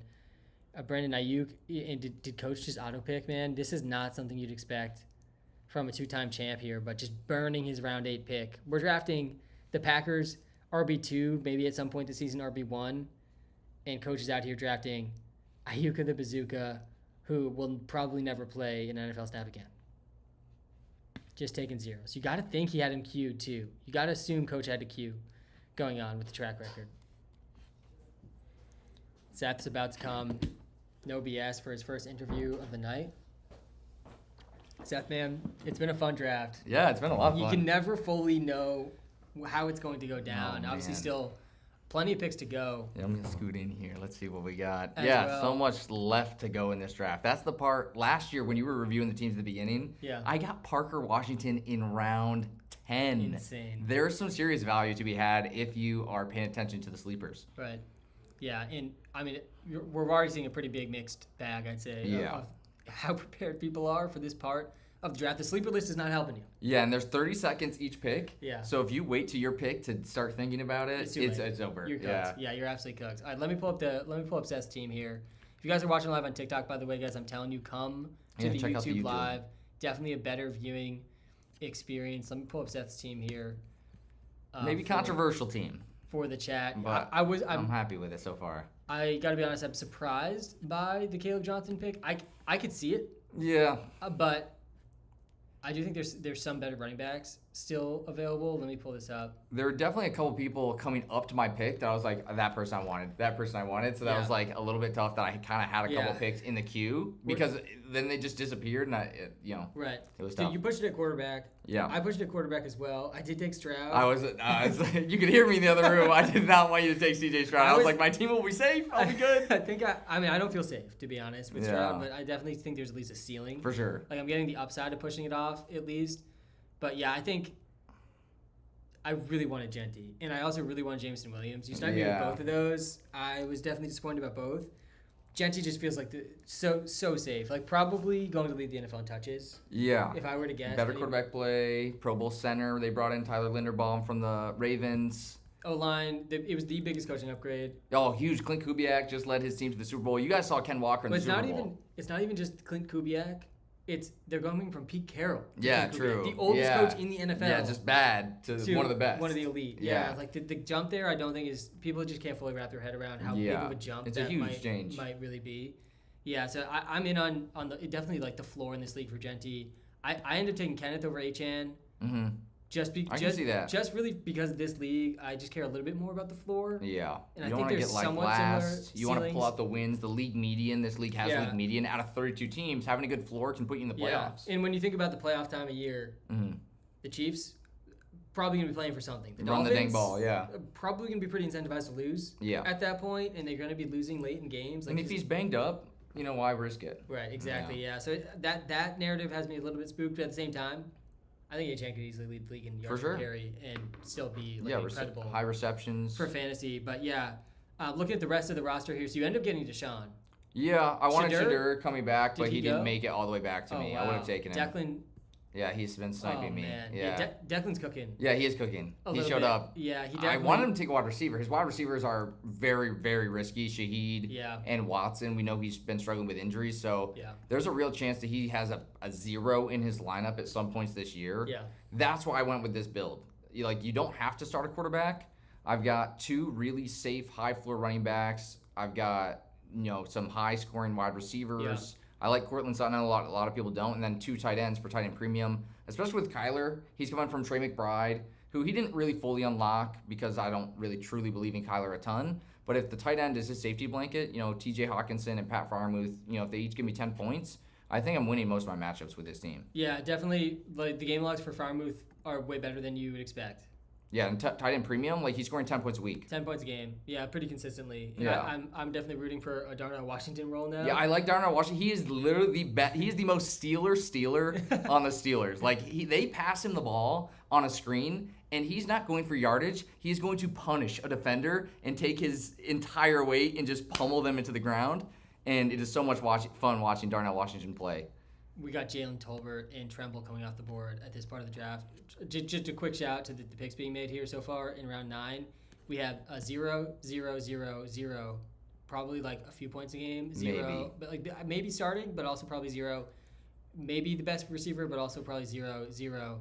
Jalen Noel actually kind of worried because I had Stroud. That's a little annoying. This is the best pick of the round so far. But yeah, we're getting mostly zeros. Yeah, at this point. At this point in the draft. You have to look for upside. Look for some upside. Maybe somebody, grab a handcuff. What is the grab ceiling something. for Tommy Tremble? 10 points? In a game? Maybe one game he scores 10 points. Yeah, when are you going to start him? He grabbed Kirk Cousins as well. He did get Kirk. That was a huge for Dave. That's a W for Dave. I don't think most people. I've been super impressed with his draft as well. I think he's done a great job. First timer. He punted quarterback, and I actually think Kirk was a huge pick there. He got Jonathan Brooks as well. That could be a steal. At least the first 4 games, he's got a quarterback now. Yeah. I think that's a good pick. Dave does not have the worst team for sure. No, there's some rough ones, and some people that have such risky teams. Anything goes wrong, they are putting a 0 into a starting spot. Oh, you got a little time here. Yeah, I got a long time. You're chilling hard. That's why I went Chris Bell. I went for some upside. I got really my starters are so safe. Bye weeks, I still have good running backs and wide receivers I can plug in. If Deshaun plays the entire season as the Browns quarterback, I am cooking. I'm not expecting him to get 18 points a game, but if he gets 14 for my flex, that's gonna be a really good team. Let's just acknowledge the sleeper list here. Oh man, it's bad. For a second, Trey Benson probably gonna get cut. Yeah, it's definitely a 0. Algier, Connor, Jeremiah Love, Oscar Delp. He gets the Juwan handcuff. I like that. Tyreek. Yeah, that's a good call. Mac and Cheese, Mac Jones. We got backup. Yeah, I don't know Joe what Mixon, he's who's doing. not been in the league for over a year now. Yeah, he's gonna get auto-drafted by somebody. Najee Harris not on a No. team. This is you're getting auto-picked an instant 0. Yeah, it's not good. I like It's the Justin Fields pick. Yeah, there's a ceiling. You can see the ceiling. Yep. For sure. He has Brissett too, so that's not terrible. Yeah. I like that pick, Kalen Black. I had him. Yeah, good pickup. Does he have a handcuff anywhere? Or? Let's see. No? Okay, just going for Kalen back. Just going for the handcuff just to see what happens here.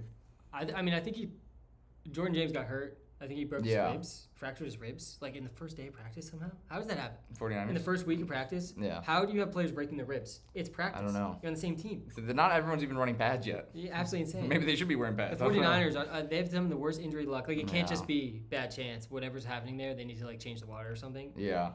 Or I don't know. Yeah. Especially because I drafted Mike Evans, and every single one of their receivers is over 30 years old. know. Except for Stribling. Turpin is going. Oh, man. I absolutely love this part of drafts. I still have 20 players queued. I think Marcus Brown is definitely interesting. I still believe there's value to be had on the board. Like I said, last year I got Parker Washington in the 10th round. There's definitely going to be someone that comes out of each one of these rounds that people are like, oh my gosh, I can't believe you got that guy. What a steal. Jameson Williams, though. I'm pumped about Jameson Williams. I don't love him. Like, she's not my favorite pick in regular fantasy because I like Devonta Smith, Emeka Egbuka, Luther Burden, Garrett Wilson, Lad McConkey over him. But in a 32-man league, he's the type of player that could score you 30 points in a week. It's like he could win you your week on his own. So I know I don't have a quarterback, though. This is a pick I traded away. Yeah, this is like Khalif Raymond. a near worthless pick, I would say. Yeah, I got Chris Bell, Caleb Johnson. Maybe that's not a valuable pick. I wanted Mike Washington for the Raiders. Bryce grabs Trey Benson. Bryce has been having a good team, but that's a 0. He traded for one of my picks, and then he literally drafted a 0 with one of the picks. So. I'll take Isaiah Bond here. I feel pretty good about Bond. Honestly, think he's going to be a starting receiver for the Browns. They have, pull this up here. Isaiah Bond went undrafted round 7 last year. I forget if it was one of those two because of off the field concerns. Yeah. He would have been a round 2 or round 1 pick had that not happened. He doesn't have much of a role, playing like 40 to 50% of the snaps, but the type of role that he plays, let me pull this up. Let's go to game logs here. Like he's averaging 1 catch but over 20 yards a game. He's at 19.1 yards per reception. Wow, yeah. We get him in an every down role. That is the type of spike weeks that I want on the bench. I'm here for it if Deshaun's throwing the ball. Yeah, and that'll help my team as well. They have 2 rookie receivers. Like one of these guys, I actually really like Concepcion. I think Denzel Boston, he ranks pretty well for us in the app right now. I love Denzel Boston as well. Yeah, I take him in late in every draft. Yeah, but still, it's like, are they both really gonna start immediately? Like it's really common for that not to be the case. Yeah, I think Denzel Boston has had like the most viral clips out of training camp for the Browns. Yeah. A lot of people praising his contested catch ability. That's probably what he needs with these Browns quarterbacks. He's definitely Concepcion. We'll see how he fits. Yeah, he's definitely the most unique guy on the roster too. He's the tallest guy, biggest guy. Yeah, I think we had like a Cortland Sutton comp for him, which I like. Yeah, I think I could definitely see that. And I drafted Cortland Sutton too. I really like that style of wide receiver. Yeah, pretty high ceiling. Concepcion's a little bit more of like a Zay Flowers type, maybe a bit more competitive with Isaiah Bond, but Isaiah Bond's really more like a Trey Tucker. Like just can take the lid off and gonna be running wind sprints out there down the field, and occasionally we'll get a 20-yard pass. And Concepcion struggled with drops in college as well. So if you're dropping the ball and Isaiah Bond is out there, someone with that type of athleticism, that's a person that could be, easily benched and switched in order to get that other guy on the field. I swear Tutu Atwell was already picked, and he just got picked. Maybe not. Maybe it was a different Dolphins receiver. Malik Washington got picked. Was he the second? Tyreek Hill off the board to Zach. Oh, God, Zach. Oh, no. He tweeted he has no power in his left leg.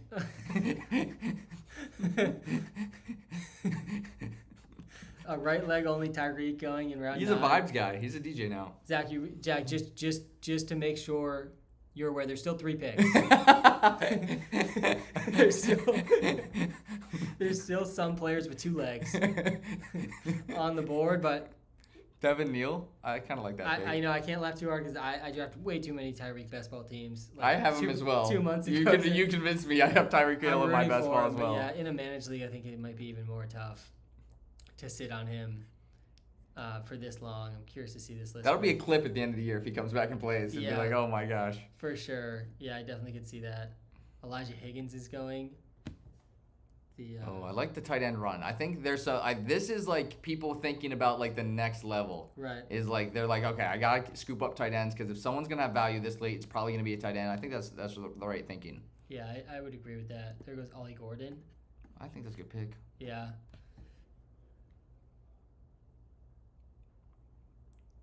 And this is the type of research, guys, we're doing here at WalterPicks, like this late. Like we know every player, know the backups, know those situations, and that's why you want to check out the app for your draft. If it can help us out in a 32-man draft, it can certainly help you dominate your 12-man. I used it in one of my leagues last year and set up an absolute God squad when nobody else. A lot of my leagues have other WalterPicks team members in them.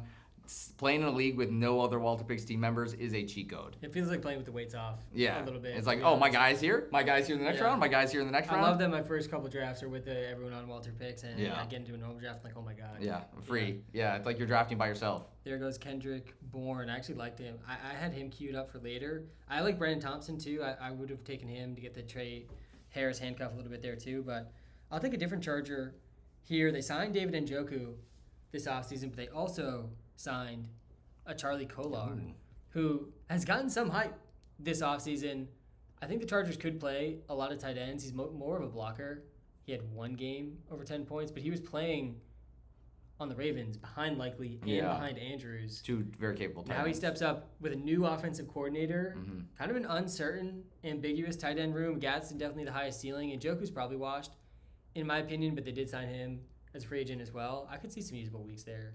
Definitely. I mean, For- tight end. for All he Kolar. needs is 2 catches and 20 yards, and that's 6 points. Yeah, we'll take Right? that. That's not bad in 32, especially if you're dealing with bye weeks. Yeah, especially when we got other people drafting one-legged players. Yeah, one-legged the round players. before. Like I'll take an actual story. 4th string running we can tell a backs. story to the ceiling. Yes. Yes, Right. for sure. Either an unexpected role or an injury. Jameis Winston. I like it.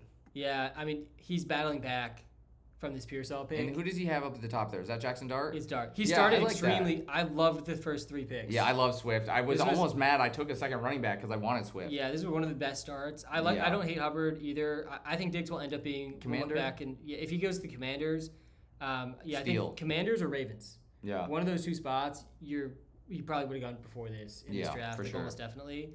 Pearsall is probably 0 all Hopefully season. he plays. If he plays, this is like the Steelers Yeah, draft. that's true. That is true. Yeah, it's definitely not like a lock he doesn't play. Yeah.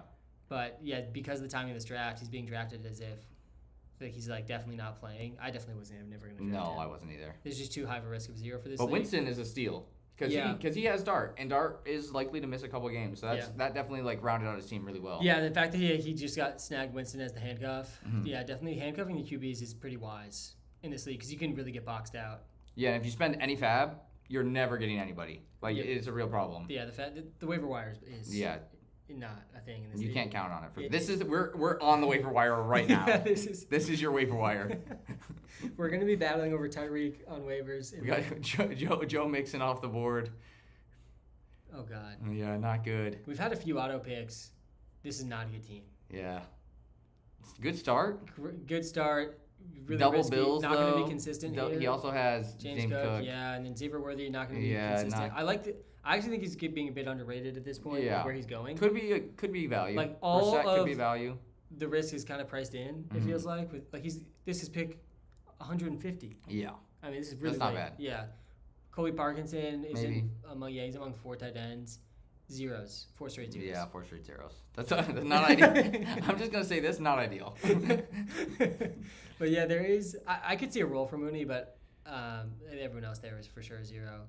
And Curtis goes DeMercado. He's got these guys queued up. Oh, that wasn't even Curtis. That was AC, That was I AC. think. Yep. He didn't maybe even realize he's on the clock. All right, I might have to go start preparing for my 11th round pick. Good luck. There's value here, so I'm gonna go find Good it. luck closing it. I hope Thank you you, didn't see same to you. Like you there, we might be targeting it. Yes, maybe. I did not see the cue, so we'll see if I do end up sniping one more guy. And that was no BS. Seth, definitely a pretty interesting squad that he's been able to assemble and put together. We both pushed it at QB, and I think we both captured some upside from that. George Halani was a good pick here. I don't hate that Malik Davis pick. I've got 4 players queued up, still, all of which I would have considered with my last pick. I have still 12 players being watched. I think, yeah, I mean, there's some legit starters. Like, there's legit starters still on the board, guys. This is where the real prep shows out. We're at, like, this is the part of the draft. We got, like, 90% zeros being drafted. Let's go through round 10. I'm going to say if you drafted a 0 or if you did not draft a 0. And when I say 0, just to clarify, I mean he is going to score 0 points for you this entire season in this league. That's what a 0 is. All right, Klubnik 0, Devin Neal 0, Devin Singletary 0, Hibner 0, Elijah Higgins. I'm not calling that a 0, but it's really close. Bellinger, not calling it a 0, but it's close. Ollie Gordon, 0. Brandon Thompson, I'm not going to give that a 0. Mac Daddy Hollins, not giving that a 0. Eric All, I don't think I'd give that one a 0. Kendrick Bourne, not a 0. Kolar, not a 0. We have a stretch of ball knowers here. Like, this is just ball knowledge going on. From Brendan Thompson to Kolar, I think I had all these guys starred. Kyle Williams, probably 0, but at least there's a ceiling. Deion Burks, 0. DJ Giddens, 0. Tyler Higbee, not a 0. Jameis Winston, I liked the handcuff. I'm not calling that a 0. Mac Jones, 0. Joe Mixon, 0. Mumfield, not a 0. Malik Davis, probably a 0. Tez Johnson, 0. Carson Beck, 0. DeMarcado, not a 0. Kevin Coleman, I'm not giving that a 0. Holani, I'm not giving a 0. Nussmeier, complete 0. Seth McGowan, this is like negative. Drop him immediately. Seth McGowan, 0. Estime, 0. Johnny Smith, literally not on a team, 0. Tyrod Taylor, 0. Koziel, 0. Marcus Mariota, 0. All right, we've got a long stretch of zeros. We can see which part of the draft the ball knowledge resides, because there's absolutely non-zeros left, guys. I have them queued, but you didn't come as prepared. 0. Chris Brazzell, literally out for the season, 0. Triggs, probably a 0. Is he the direct backup to Ferg? Maybe it's not a 0. At least a path to a ceiling there. Jalen Hyatt, 0. There's still 3 players that I really want on the board. I only have 2 picks left. I'm about to be up in 4 picks. And there's still 3 players I really want. It's actually my last pick. Do I have 1 pick left? I only have 1 pick left. There's 3 players I want. Oh, God, this is going to be a tough call. Jarquez Hunter, 0. Will Levis is a 0. Nick Westbrook-Ikine might not be a 0. That was actually a pretty good pick. Will Howard's a 0. I'm not drafting Davis Mills. I'm not getting a backup QB. Okay. There's 3 players I like here.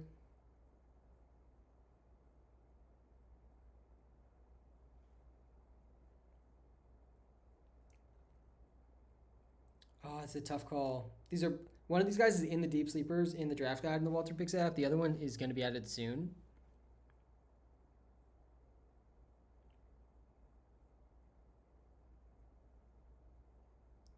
We'll take the far superior running back to Samaje Perine. Going to need a Chase Brown injury for sure to be relevant. But Taj Brooks didn't play last year, was a special teamer.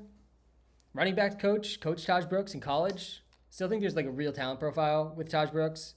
I still think last year's running back class, too, is probably just a little underrated overall because of how stacked it was. There's another running back I like. That's the team. My team's all locked up. I got a team of upside here. We got Kenneth, Devontae Smith, Mike Evans, Trey Harris, Tajay Spears, and Stroud. The starting lineup does not feel great. I'm not going to lie. But I do like the depth we were able to build. Darnell Washington and Kolar, Isaiah Bond, Marshawn Lloyd, Jaden Blue, Taj Brooks. 3 ceiling running backs, a couple ceiling tight ends that should be usable week to week. Isaiah Bond, I think, could have spike weeks. Honestly, going to be some tough start sits here with my 2 flex spots. Like Trey Harris might not start week 1 for me. Spears probably will. I feel good, not great with how this turned out. I think the trade back definitely built the depth, but the high-end startability of the squad is definitely not going to be near the top of the league. Certainly not the worst, though. I mean, there's some bad squads here. Phil Maffa was the other running back I was considered here. He was in the deep sleepers. I think I was actually the super deep sleeper section of the guide because he went round 11 of the 32-person draft, so he's not going to get drafted in most leagues. I've been taking him in best ball in round 18, though, Phil Maffa. I think he's better than Malik Davis. I think he's legit good. And Javonte Williams, he's going to wear down at some point. We've seen him miss a lot of time due to injury in the past. Javonte Williams feels like in a bit of a Mike Davis type of role this year. Not fully Mike Davis because the Cowboys offense should be good, but we're just drafting him early because he should get a huge role.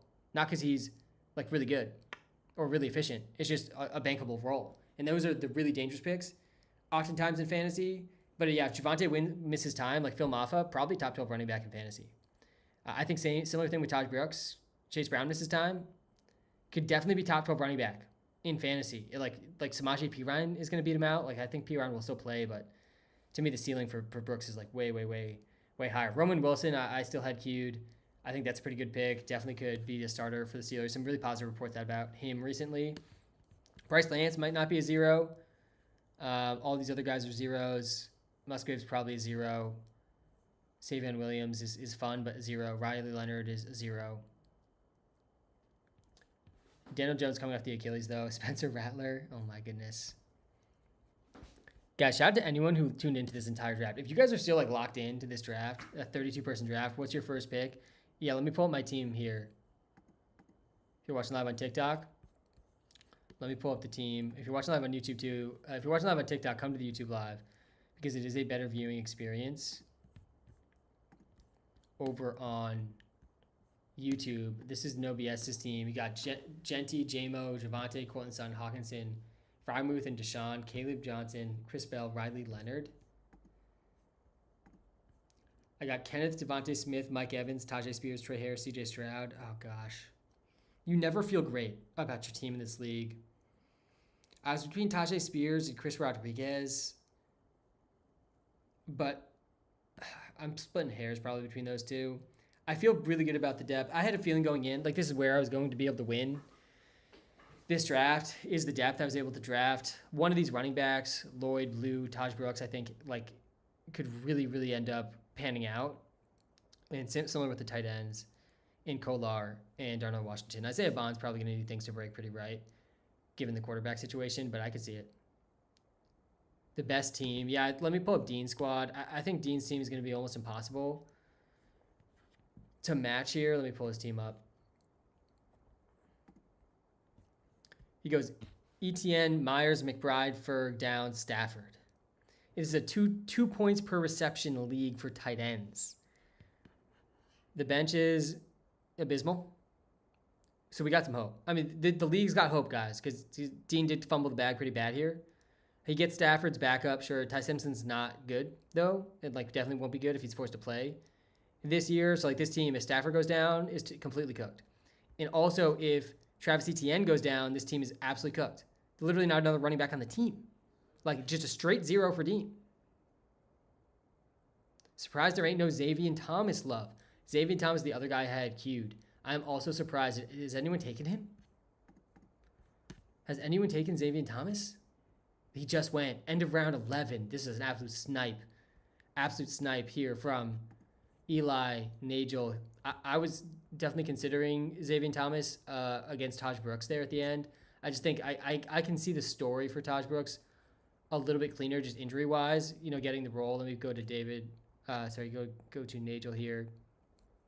He just took Xavier Thomas with his second to last pick and Dante Thornton after that. Did not like this Jeremiah Love pick a ton in this league. Yeah, this is a really fragile starting lineup. You got Ja'Cory Krosky Merritt and Joku plus Makai Lemon, 2 rookies in the starting lineup. Surratt, like the bench is pretty terrible. I like the Xavier Thomas pick, but yeah, this team's struggling. This team makes me feel a little bit better about my team. I like the Trevor Lawrence QB slot. Every other pick here is super fragile team. This team, like week 1, if Trevor Lawrence goes under 20, this team might go under 20 points. But the Xavier Thomas pick, it could come back to save him for sure.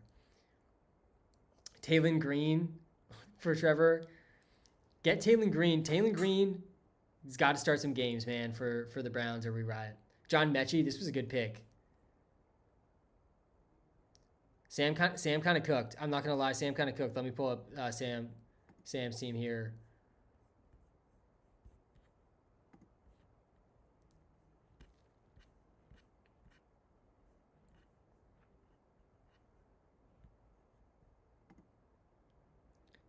This team is definitely pretty strong. I don't like Jadarian Price. He's a fade for me, but I at least can see the ceiling for him. He gets George Pickens like that. Malik Neighbors went like pretty early round 2. I like Michael Mayer. His ceiling, I think he will have a pretty good role. Definitely should be usable in this league. And like the ceiling is like insane. If Brock Bowers misses time, suddenly he's like a top 10 player in this league potentially. Denzel Boston, I like a decent amount. He's definitely really high in our ranks too. But really, this is where Sam showed up. This is elite ball knowledge here towards the end of the draft. He gets his handcuff QB in Drew Lock, fine, whatever. Probably 0 all season anyways. And if Sam Darnold misses time, he's cooked anyways. But LaQuint Allen, I was really, this is probably the pick I was most sad about. Someone's got to go get the replay of LaQuint when LaQuint Allen got picked, but you could see my soul leave my body after that pick. I fully expect to leave this draft with LaQuint Allen, Xavier Legette, Burks, Singletary, John Mechie, I liked as that last pick. We got Samps hopping on here as the draft's coming to a close, man. We have only a handful of picks left. Samps, Oh, what's up? welcome back to Live. Your team is in the books, man. It is. How, on a scale of 1, you're destined for the toilet bowl, and 10, you think you got a legit shot, like how are you feeling coming out of this draft? You didn't trade a single pick. I did not for the first time. You sticked in picks. Let me pull up the team view here for the people on TikTok Yeah. really quick. I'll pull this up. I'm curious to see who the Mr. Irrelevant is, but we can take a look at that in a second. Let me pull up the squad. So you got All right. Saquon, Yeah. Debo, reigniting with Yeah. the 49ers. Isaiah Likely, Goddard. I like both those guys in the starting lineup a lot. Tyler Algier is going to be probably a pretty big headache, but like should have a role. And then Mahomes. I mean, pretty good. Yeah, I think to answer your first question, I'm probably somewhere like a 6. A 6. Like I don't think my team's like That's elite pretty enough. natural in this league. I mean, Yeah. you could be much worse. The goal was definitely to prioritize tight ends in those middle rounds. I feel like Likely and Goddard could both be pretty good. I think Did you intentionally draft Najee Harris? the reason I did that is because there's so many teams that are going to lose a running back in the preseason, and I feel like he could sneak his I can way see into it. a goal line role somewhere. I can I'm see not it. like super excited about it, but I thought, There's some really weak backup running back situations yeah, in for the NFL sure. right now. Like there's some really weak ones. That's part of the reason I like Taj Brooks. Yeah, that was my thought process, and I don't love Debo, of course, being my top receiver, but the thing is, I was thinking like he knows the system. They Yeah. just lost Pearsall. I think he'll at a minimum touch the ball a little bit, and I was looking at his game logs from last year. Wasn't horrible. He scored Yeah. more points than I bet a lot of people would think. Yeah, no, definitely he did, and this is maybe best case scenario. I thought he was gonna end up in the Dolphins. To be Yeah. honest, like I could really see him just kind of feasting, and like that would have made a lot of sense to me. Maybe he wants to be the team that wins, so that's understandable. Yeah. As well, and yeah, there's obviously the familiarity. Pearsall goes down. That's a really bad time for Pearsall as well. Like I was not touching Pearsall with 10 football in this draft Yeah.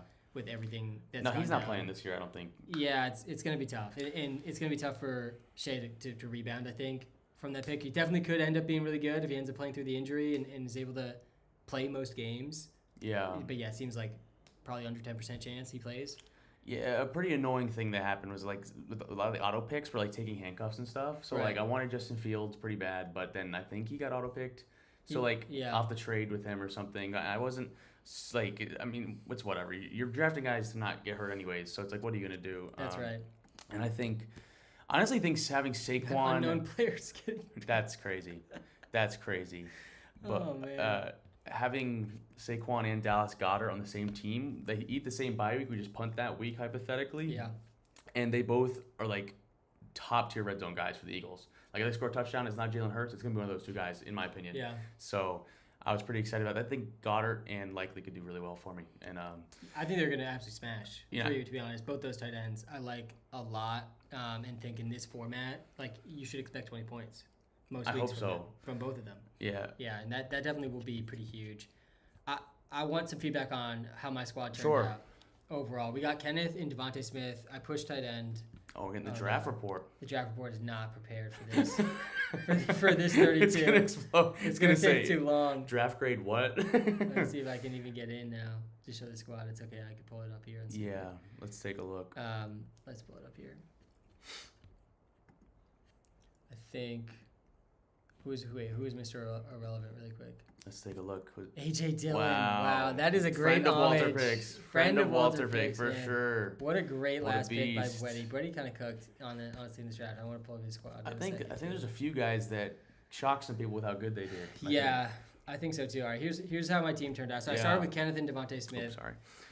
And I really wanted Jameson Williams coming back, and Seth sniped him a couple picks before me. I also really wanted Genty. He got sniped 2 picks before me as well, but I'm okay with Kenneth. I feel pretty good with that. Yeah, Go with Mike Evans, who I think is high risk, high reward this year. And then I pushed QB, so I have Stroud and got Spears and Trey Harris to round out the starting lineup. yeah. Obviously pretty gross like Yeah, here in the yeah. flex.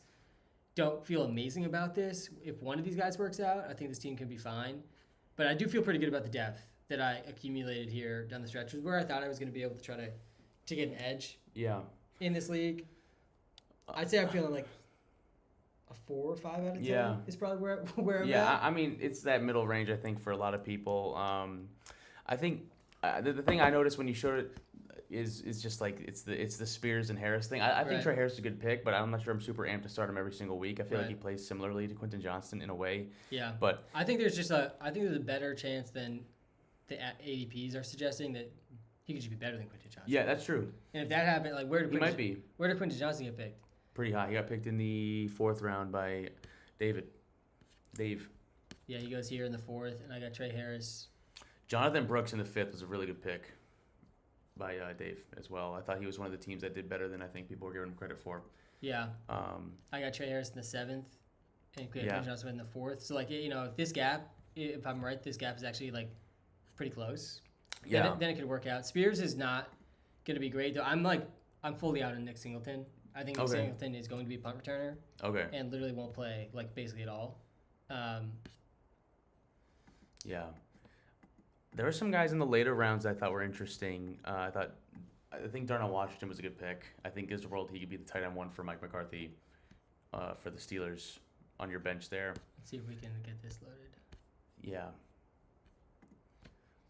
Give it some time.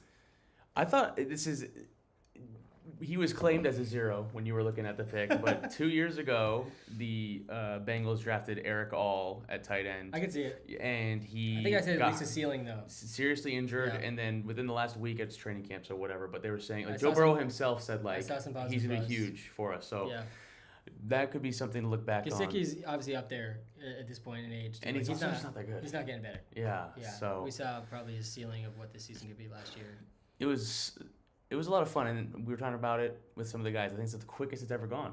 Yeah, it was pretty quick. We started at 7, 2 hours. I think Yeah. last year was the quickest ever too. I think 30 seconds is good after the first couple rounds. Personally. Yeah. I think it benefits the people that prepared. Yeah, I think as well, which next year we send a little 30 seconds after the second round to some people. It felt like I've never seen so many auto picks, but that's good for us. Yeah. There's a few waiver guys that we might be considering maybe picking up here, but the QB thing is going to be a mess. So many people either don't have their backup Yeah. or don't even. You ended up with CJ, and then I think Davis Mills. I don't even know if he got drafted, so you could hypothetically pick him up. Yeah, he didn't get drafted. I had him So- queued, but if CJ Stroud gets hurt, I'm cooked. It's okay. Yeah. I mean, I want to win. Yeah. So I'd rather use that spot on Taj Brooks, who I think like has a legit story to tell of like being relevant and having a real ceiling. Yeah, and so it's back to a little bit of the strategy I wanted. So when I got with Debo, and I was like, okay, like he's not ideal, but he could be good. I went with Algier because all the hype about him being goal line, taking snaps from Jeremiah Love. I was like, okay, I can see that. But after that, I was like, I'm taking rookie wide receivers. And it was catastrophe when Ted Hurst was taken. I was very upset. Ted Hurst is like my guy. I'm so confident in him. But getting Skylar Bell, I think, is interesting. And then Malachi Fields, he like fits Skylar- Jackson Dart's game, like his I like style. I liked the Skylar Bell pick. I liked the Brendan Thompson pick too, but I think they got picked like way far apart. They did. Yeah, Brendan Thompson went like. He was in my queue and was taken. He was taken, yeah. Skylar Bell's here, and I think he was over. He was taken by Maximum Volt, I believe, who got handed a tough deck of cards. I think he did a good job getting handcuffs because if those starting running backs get hurt, he's in a good spot to fill those starting positions that he didn't have the luxury of having. Right. So, yeah, I'm at a 6. I think there's some similar scores outside, if not a little bit worse. Yeah, I mean, I think. Did you agree with my analysis on Dean's team? Like, probably the best. Do you think he's the best team? I mean, the starting lineup. I think he kind of fumbled a little bit with how fragile the team is because he only has one running back. Yeah, with that many picks, like that's kind of tough. But I mean, there's no denying on paper it's like Yeah, pretty the nice. starting lineup's elite. Yeah, I mean, This is gonna be a really hard team to beat. I'm playing Trey Harris and Tajay Spears against Josh Downs and Jacoby Myers. I mean, that is not comparable. this feels similar to like the MLB lockout stuff. But then you where look at the bench. Ridley's the only non-zero on the bench, and he might be a 0. and he easily could be 0. Yeah. Yeah. So like that get like if there's any injuries here, suddenly he's just like the rest of us. Yeah. I think. And I was curious to see Pat's team. He always likes to take a ton of tight ends. I think Pat also fumbled pretty badly. He took some player that He surprised started. me. I loved his start. He started Hampton, Fannin, Shuck. Yeah. Really good start. Yeah. He follows that up with Cooper, who I think is behind A.D. Mitchell. At least to Oh start yeah, the season. yeah. And A.D. Mitchell went like 30 I picks honestly, he might be behind Kenyon Sadiq, not the same later. position. And then he also drafted. I liked the Strange pick too. Then he took Emmett Johnson. He's starting Emmett Johnson. Emmett Johnson might not be active. Yeah, Wouldn't be that's crazy. not good. That's not good. Like I think the over/under for Emmett Johnson's week 1 points is 1. 1 point. Yeah. Yeah, maybe. I like him. Like I actually really liked him yeah. as a prospect. I think there's a real ceiling. Yeah. But the role, especially the start, and then the bench is mostly zeros. Roman Wilson, I think, was the best Who was bench that? pick. Lamb? What is that? Lan Larson, who's Who is- maybe the running back 3 for the Pats due to his injury to the third running back right now. He took some homer picks. He also took Eli Raritan, who's like a tight end. That was interesting. I thought it was a good pick. It was like- interesting. I don't know if I'd call it a good pick. Like reach wise, it was Yeah. pretty tough. Yeah, he took 3 Pats on the bench, Yeah. and then Deontay Brown. I thought Travion. I don't remember who took him, but that was Where did so he- early. Where did he go? He got taken so early. Oh, Yeah, it's, wow. yeah, Camden. second round. That's another Pats fan. Oh, I Camden, see. let's check out Camden's team. I think he also had one pick I was pretty curious about. He did get the last pick, and he made a trade. He has Hendo, Nico, That's a Devontae, good team. Dobbs, Woody Marks. Yeah, this is not bad at all. Punt returner, Nick Singleton. That's a good team. Yeah, it's also almost entirely zeros, though, on the bench again. I feel This like is it's the thing. rare for that not to happen in a lot of cases. Yeah. I will say my bench, not a lot of zeros on it. Yeah. So I'm low key a little bit scared of that. I don't love making decisions in this league. Yeah, but me it's good to too. have the I- insurance plan. We're going to be sweating this on yeah, Sunday morning. yeah. Well, who do you want to start, Malachi Fields or Eric All? I don't know. Oh, I'm going to be sweating Trey But- Harris versus... Oh, gosh. But I think Avery's got a lot to say, so I can tag him in Okay, yeah, hypothetically. tag him in, and then we'll wrap up. All right, sounds good. I want to see. Hope everyone enjoyed. Let's look at Zach's team. A lot of people thought Zach was Oh, gonna be the boy. worst team. Not. Everyone- This is not terrible. Ramondre and Ray Davis. This is not terrible. I mean, again, the bench is mostly zeros. Actually, it's not. Dontavian Wick's not a zero. Ray Davis not a zero. Mac Daddy Hollins I didn't give a zeros, but Tyreek Stidham and Stidham's the handcuff. This is not the worst team. There's no way this is the worst team, Zach. There's no way. You did pretty well, honestly. I feel like I was flaming you for a time there. I mean, Matthew Golden's obviously sketchy. No sketchier than Trey Harris. Probably higher ceiling too, honestly.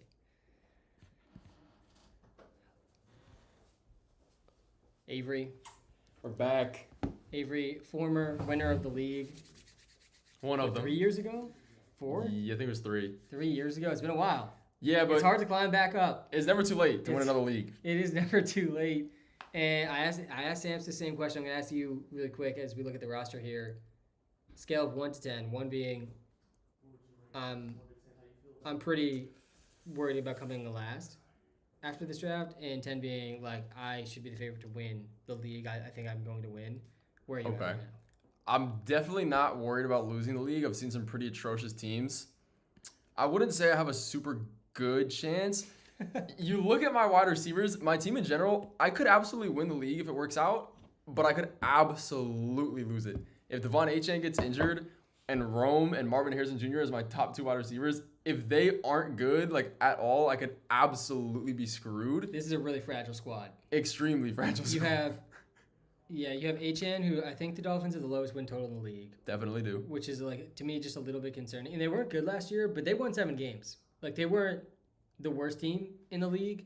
So there's some just I think systemic risk with Achane. I like him a lot. Ball's got to go somewhere. Yeah, my fear with Achane is late in the season.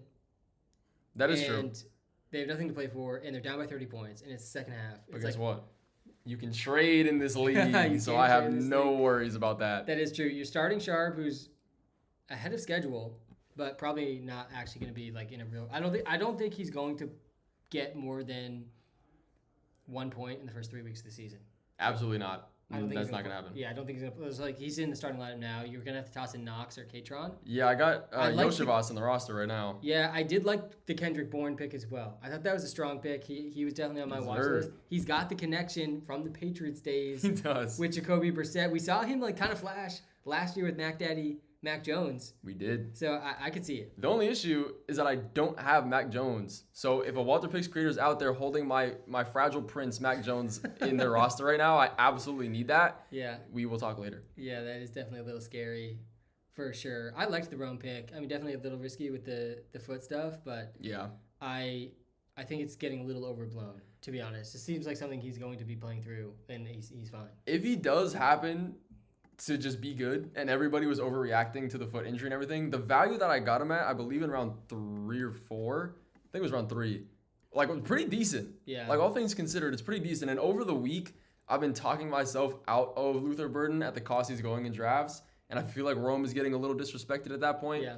Is that just my hope and my bias for him to be good now? The gap Probably. between Luther and Rome should not be as wide as it is. I definitely would agree with that. Let's run through all the people in person's picks Yeah. in teams real quick. We got Bryce here. Dobbins at starting running back, extremely fragile. That is true. Situation here. There's a lot of running backs back there. Yeah, he did get B-Rob. That was a good running back pick. I might try to trade him for Tank Dell. I was pretty annoyed how early Tank Dell got picked. Like, Tank Dell should not be in someone's starting lineup. No. But I would have loved him with the C.J. Stroud stack on my bench. Bowers is going to be Insane. an animal in this league. Bowers might average 40 points per game in this league. Puka was an absolute smash pick. I like the Hunter Henry pick. Kyler I liked a lot. This is pretty good. I like probably like this team more than mine outside of just the fragility at running back feels like definitely risk at 0. Juice Vaughn is even on the roster. There's 4 straight zeros here at the back. I actually didn't realize Kyler, he got JJ too. So like that's actually a pretty high floor, yeah. Even though when JJ plays, he'll probably go under 10 points if he plays. And Keenan Allen, he might sign.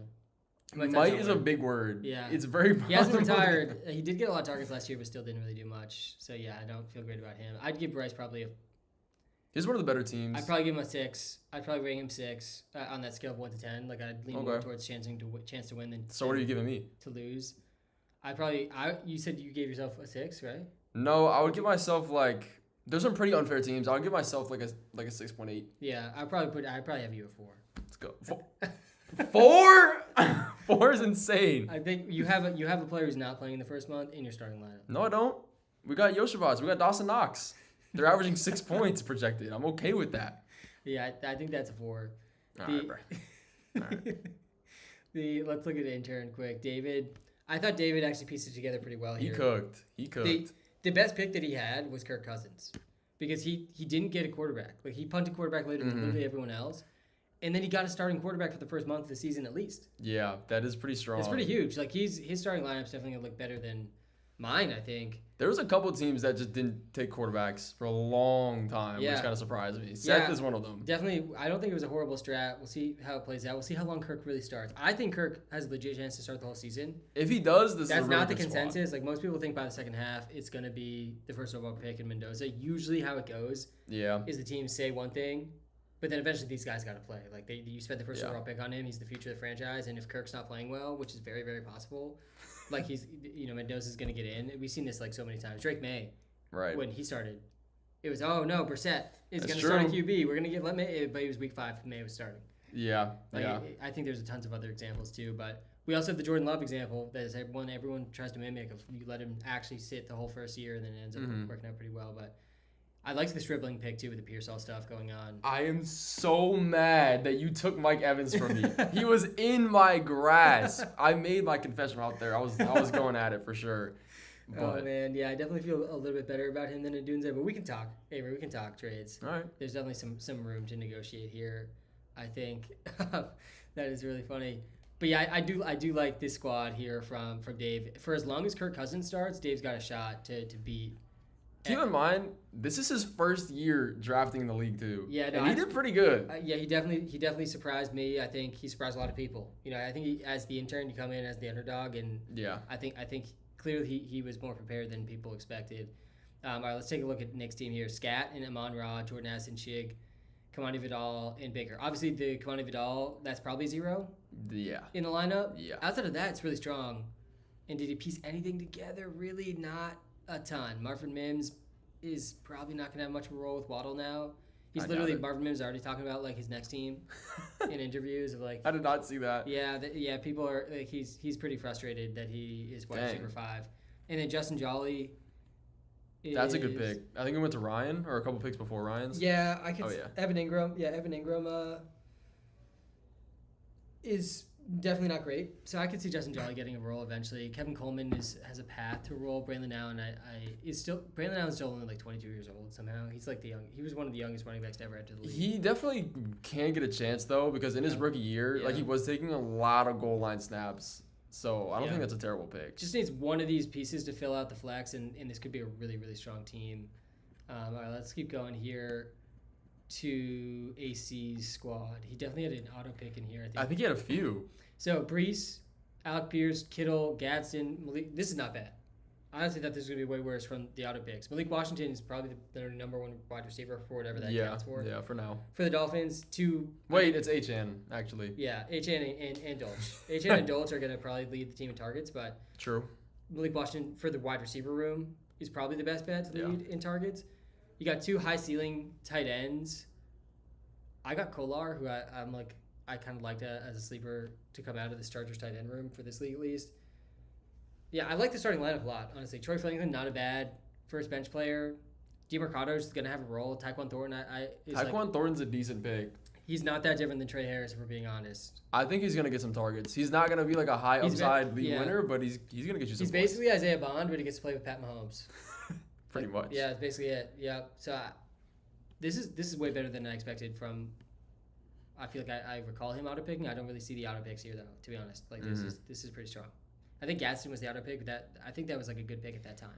I'm not a huge fan of Gadsden. He was probably queued, I assume. You're not a huge fan. Let's just look at this real quick. No. I wasn't able to get this to load, but if I go to, I just don't like the David Njoku signing. Yeah, and Njoku's washed. I'm not too worried. No, he definitely is, but like he will be getting a few look at this like targets. Momentary, like there was a stretch here. He was going over 16 points in this league every single week. There's a ceiling. You can see the ceiling. There is for sure. There is. But yeah, the floor is. We are also saw the floor at times with Gadsden. Definitely high risk, high reward. I think there were some better players at the range. Yeah, I could see it. All right, let's keep going through these teams. We talked through Dean, Bryce, David, Nick. AC, I'd probably give like a 7, honestly, looking at that starting lineup. All right, let's look at Ryan. I liked the Malik. Well, I really liked his first 3 picks. Tesla on the starting lineup is going to be a bit of a stretch. I think he was a little bit too excited about Juwan, but I don't think it was terrible. The game logs, like looking back, were definitely better than I expected. This league always surprises me with that. Depends how much Oscar Delp was going to get involved. But he got help. So like he got the hand. But that's a start-sit nightmare. Yeah, if he ever becomes something. Yeah, as long as one of them takes the role. Mason Taylor, I don't love. Jerome Ford is not a real player that you want. I liked the Phil Moffitt pick. I was between him and Taj Brooks. Really, I would have taken Taj Moffitt's Brooks in the draft guide as my super deep sleeper, and I still stand by that. I still think if Javonte goes down, and Javonte has a pretty bad history of injuries, Moffitt could be a top 12 running back. I'd take him over Malik Davis. I think Moffitt's just a straight up like very good player. He only played 1 game last year, and he scored I think 12 or 15 points. I think it was week 18. There is definitely very, very real Phil Mafia guys out there that believe in him very much. I'm in the Phil Mafia for sure. Yeah, I'm definitely in the Phil Mafia. I think I'd give this team a 5.5 or a 6. I really like the start. I'm giving it a 6. That's fair. I'm giving it a 6. I like Tesla too. I like the Lions offense in general. I think Ryan pieced it together decently. All right, let's keep going down to. Let's look at Seth's squad. He is no quarterback, but he's actually projected pretty decent. Yeah, he's got Deshaun at QB. I've been down that path, man, and it's not a fun one. I think he'll start at some point. I definitely think he's going to start. He's going to start week 1. Beyond that, anyone's guess. Like, he's going to be as short of the leash as possible. And it seems like, to me, my read on it is Deshaun was, locked in as the starter for most of the offseason. That was the expectation I had. I think that's what the Browns internally thought. And then they got out there in practice, and they started to see what we've seen from Deshaun for the last 3 years. And they were like, oh, maybe this can't really be like the plan. And now they're splitting it 50-50 to kind of keep one door in, one foot in, one foot out. And now if he comes out and plays bad, they're just immediately going to go ship. But the thing is, he doesn't even really need to start Deshaun Watson at all. You don't need to start a quarterback. So it's he has some decent players, and I'm not a huge believer in Shedeur Sanders. I've gotten a lot of heat for that. I really don't think he's that good. Chris Bell definitely has a ceiling too if he's able to come back, and I think he will be playing by the second month of the season. Yeah, at least to the back half. Right. All right. I'm giving with the Deshaun situation here. I'm giving this a 4.5. I think it's a little bit better. I'll give it a 5. Yeah. I have some hope. He did snipe. I'm with you. I'm giving it a 5. He did snipe some of the picks I wanted to. He sniped like 2 of my first 3 picks, which is really annoying. I do think this is the best year I've had in drafting my late 3 rounds. Yeah. I'm really proud of my late 3 rounds. I had so many guys in the queue. I was absolutely locked and ready for that. Definitely the later drafting was a little bit better than anticipated, but there was a lot of zeros still going on. There was some Tyreek Hills. Yeah. There was some atrocious. Yeah, we're on that picks. squad right here, I think. So honestly, this went a little bit better than I expected. I don't love the double Patriots here with Mondre and AJ Brown. I mean, Mondre's not like a great starting running back, but it could be. I don't think worse. it's terrible. It's Yeah. a high upside. Like Ray both Davis of is them a have upside. high upside handcuff at least too. Like this is a better starting lineup than mine, I think. Like Shakir and Matthew Golden versus Trey Harris and Tajay Spears, like pretty comparable. I'd probably take these 2 over my 2. So yeah, not bad. Better quarterback than I have as well. Definitely not a bad starting lineup. I like Dontavian Wicks too as like a bench piece. I like that pick a lot. When Ray he took Davis it. not bad. Daddy Holland's not bad. And then you got this handcuff. Probably 5. I mean 4 or 5.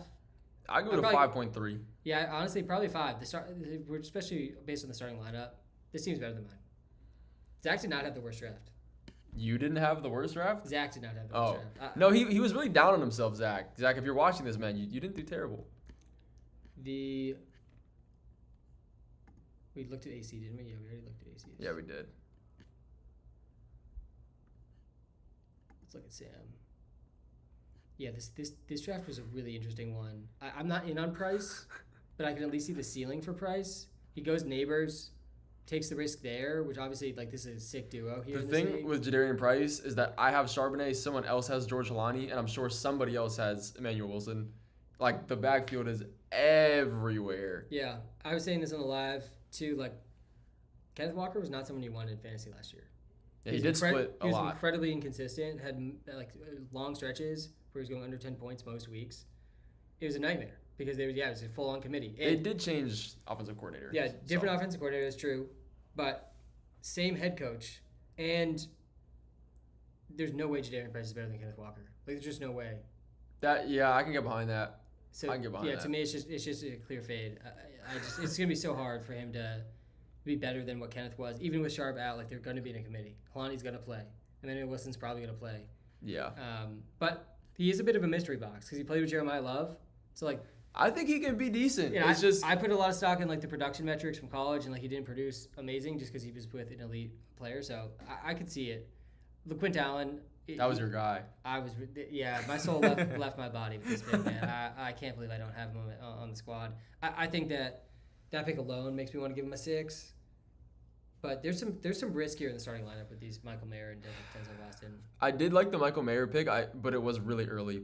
There was definitely some better tight ends on the board up there still. Yeah, it's 100% true. I'm giving it a 4. That's fair. You've talked me out of it. Yeah, Neighbors might not play week 1. Jadarian Price I think is a bad pick.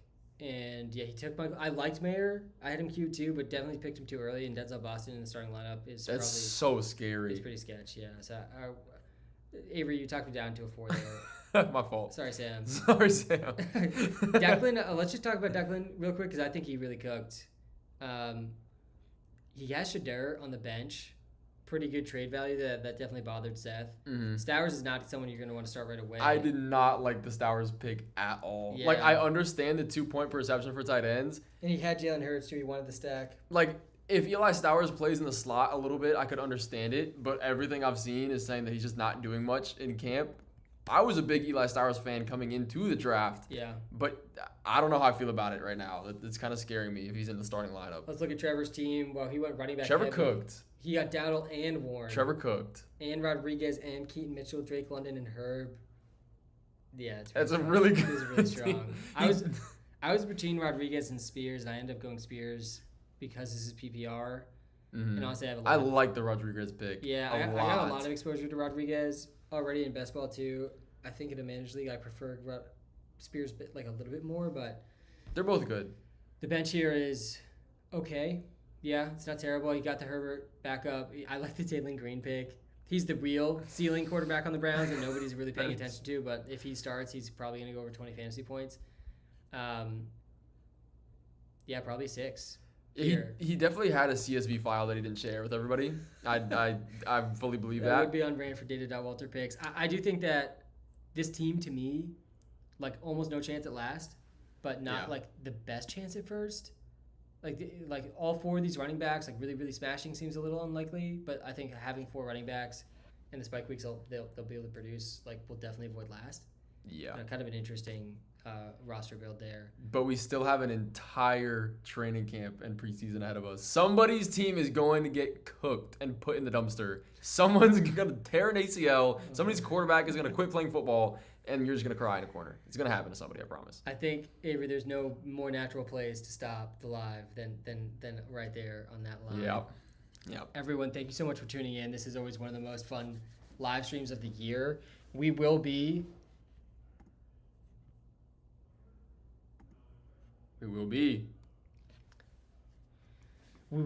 grinding for Yes, the next sir. month. Avery, this is the start, man. It feels like the finish, but we're really at the start now. Feels good. Fantasy football draft season, by far the best time of the year, man. It's gonna be fun. There's so much to come in the next month. So much analysis that we'll be giving. Make sure you guys subscribe to the YouTube channel. Yes, We're sir. posting more content than ever. The WalterPicks app projections, draft guide, all that's getting updated basically on a daily basis at this point. So make sure to check that out if you haven't, guys. Thank you so much for tuning in.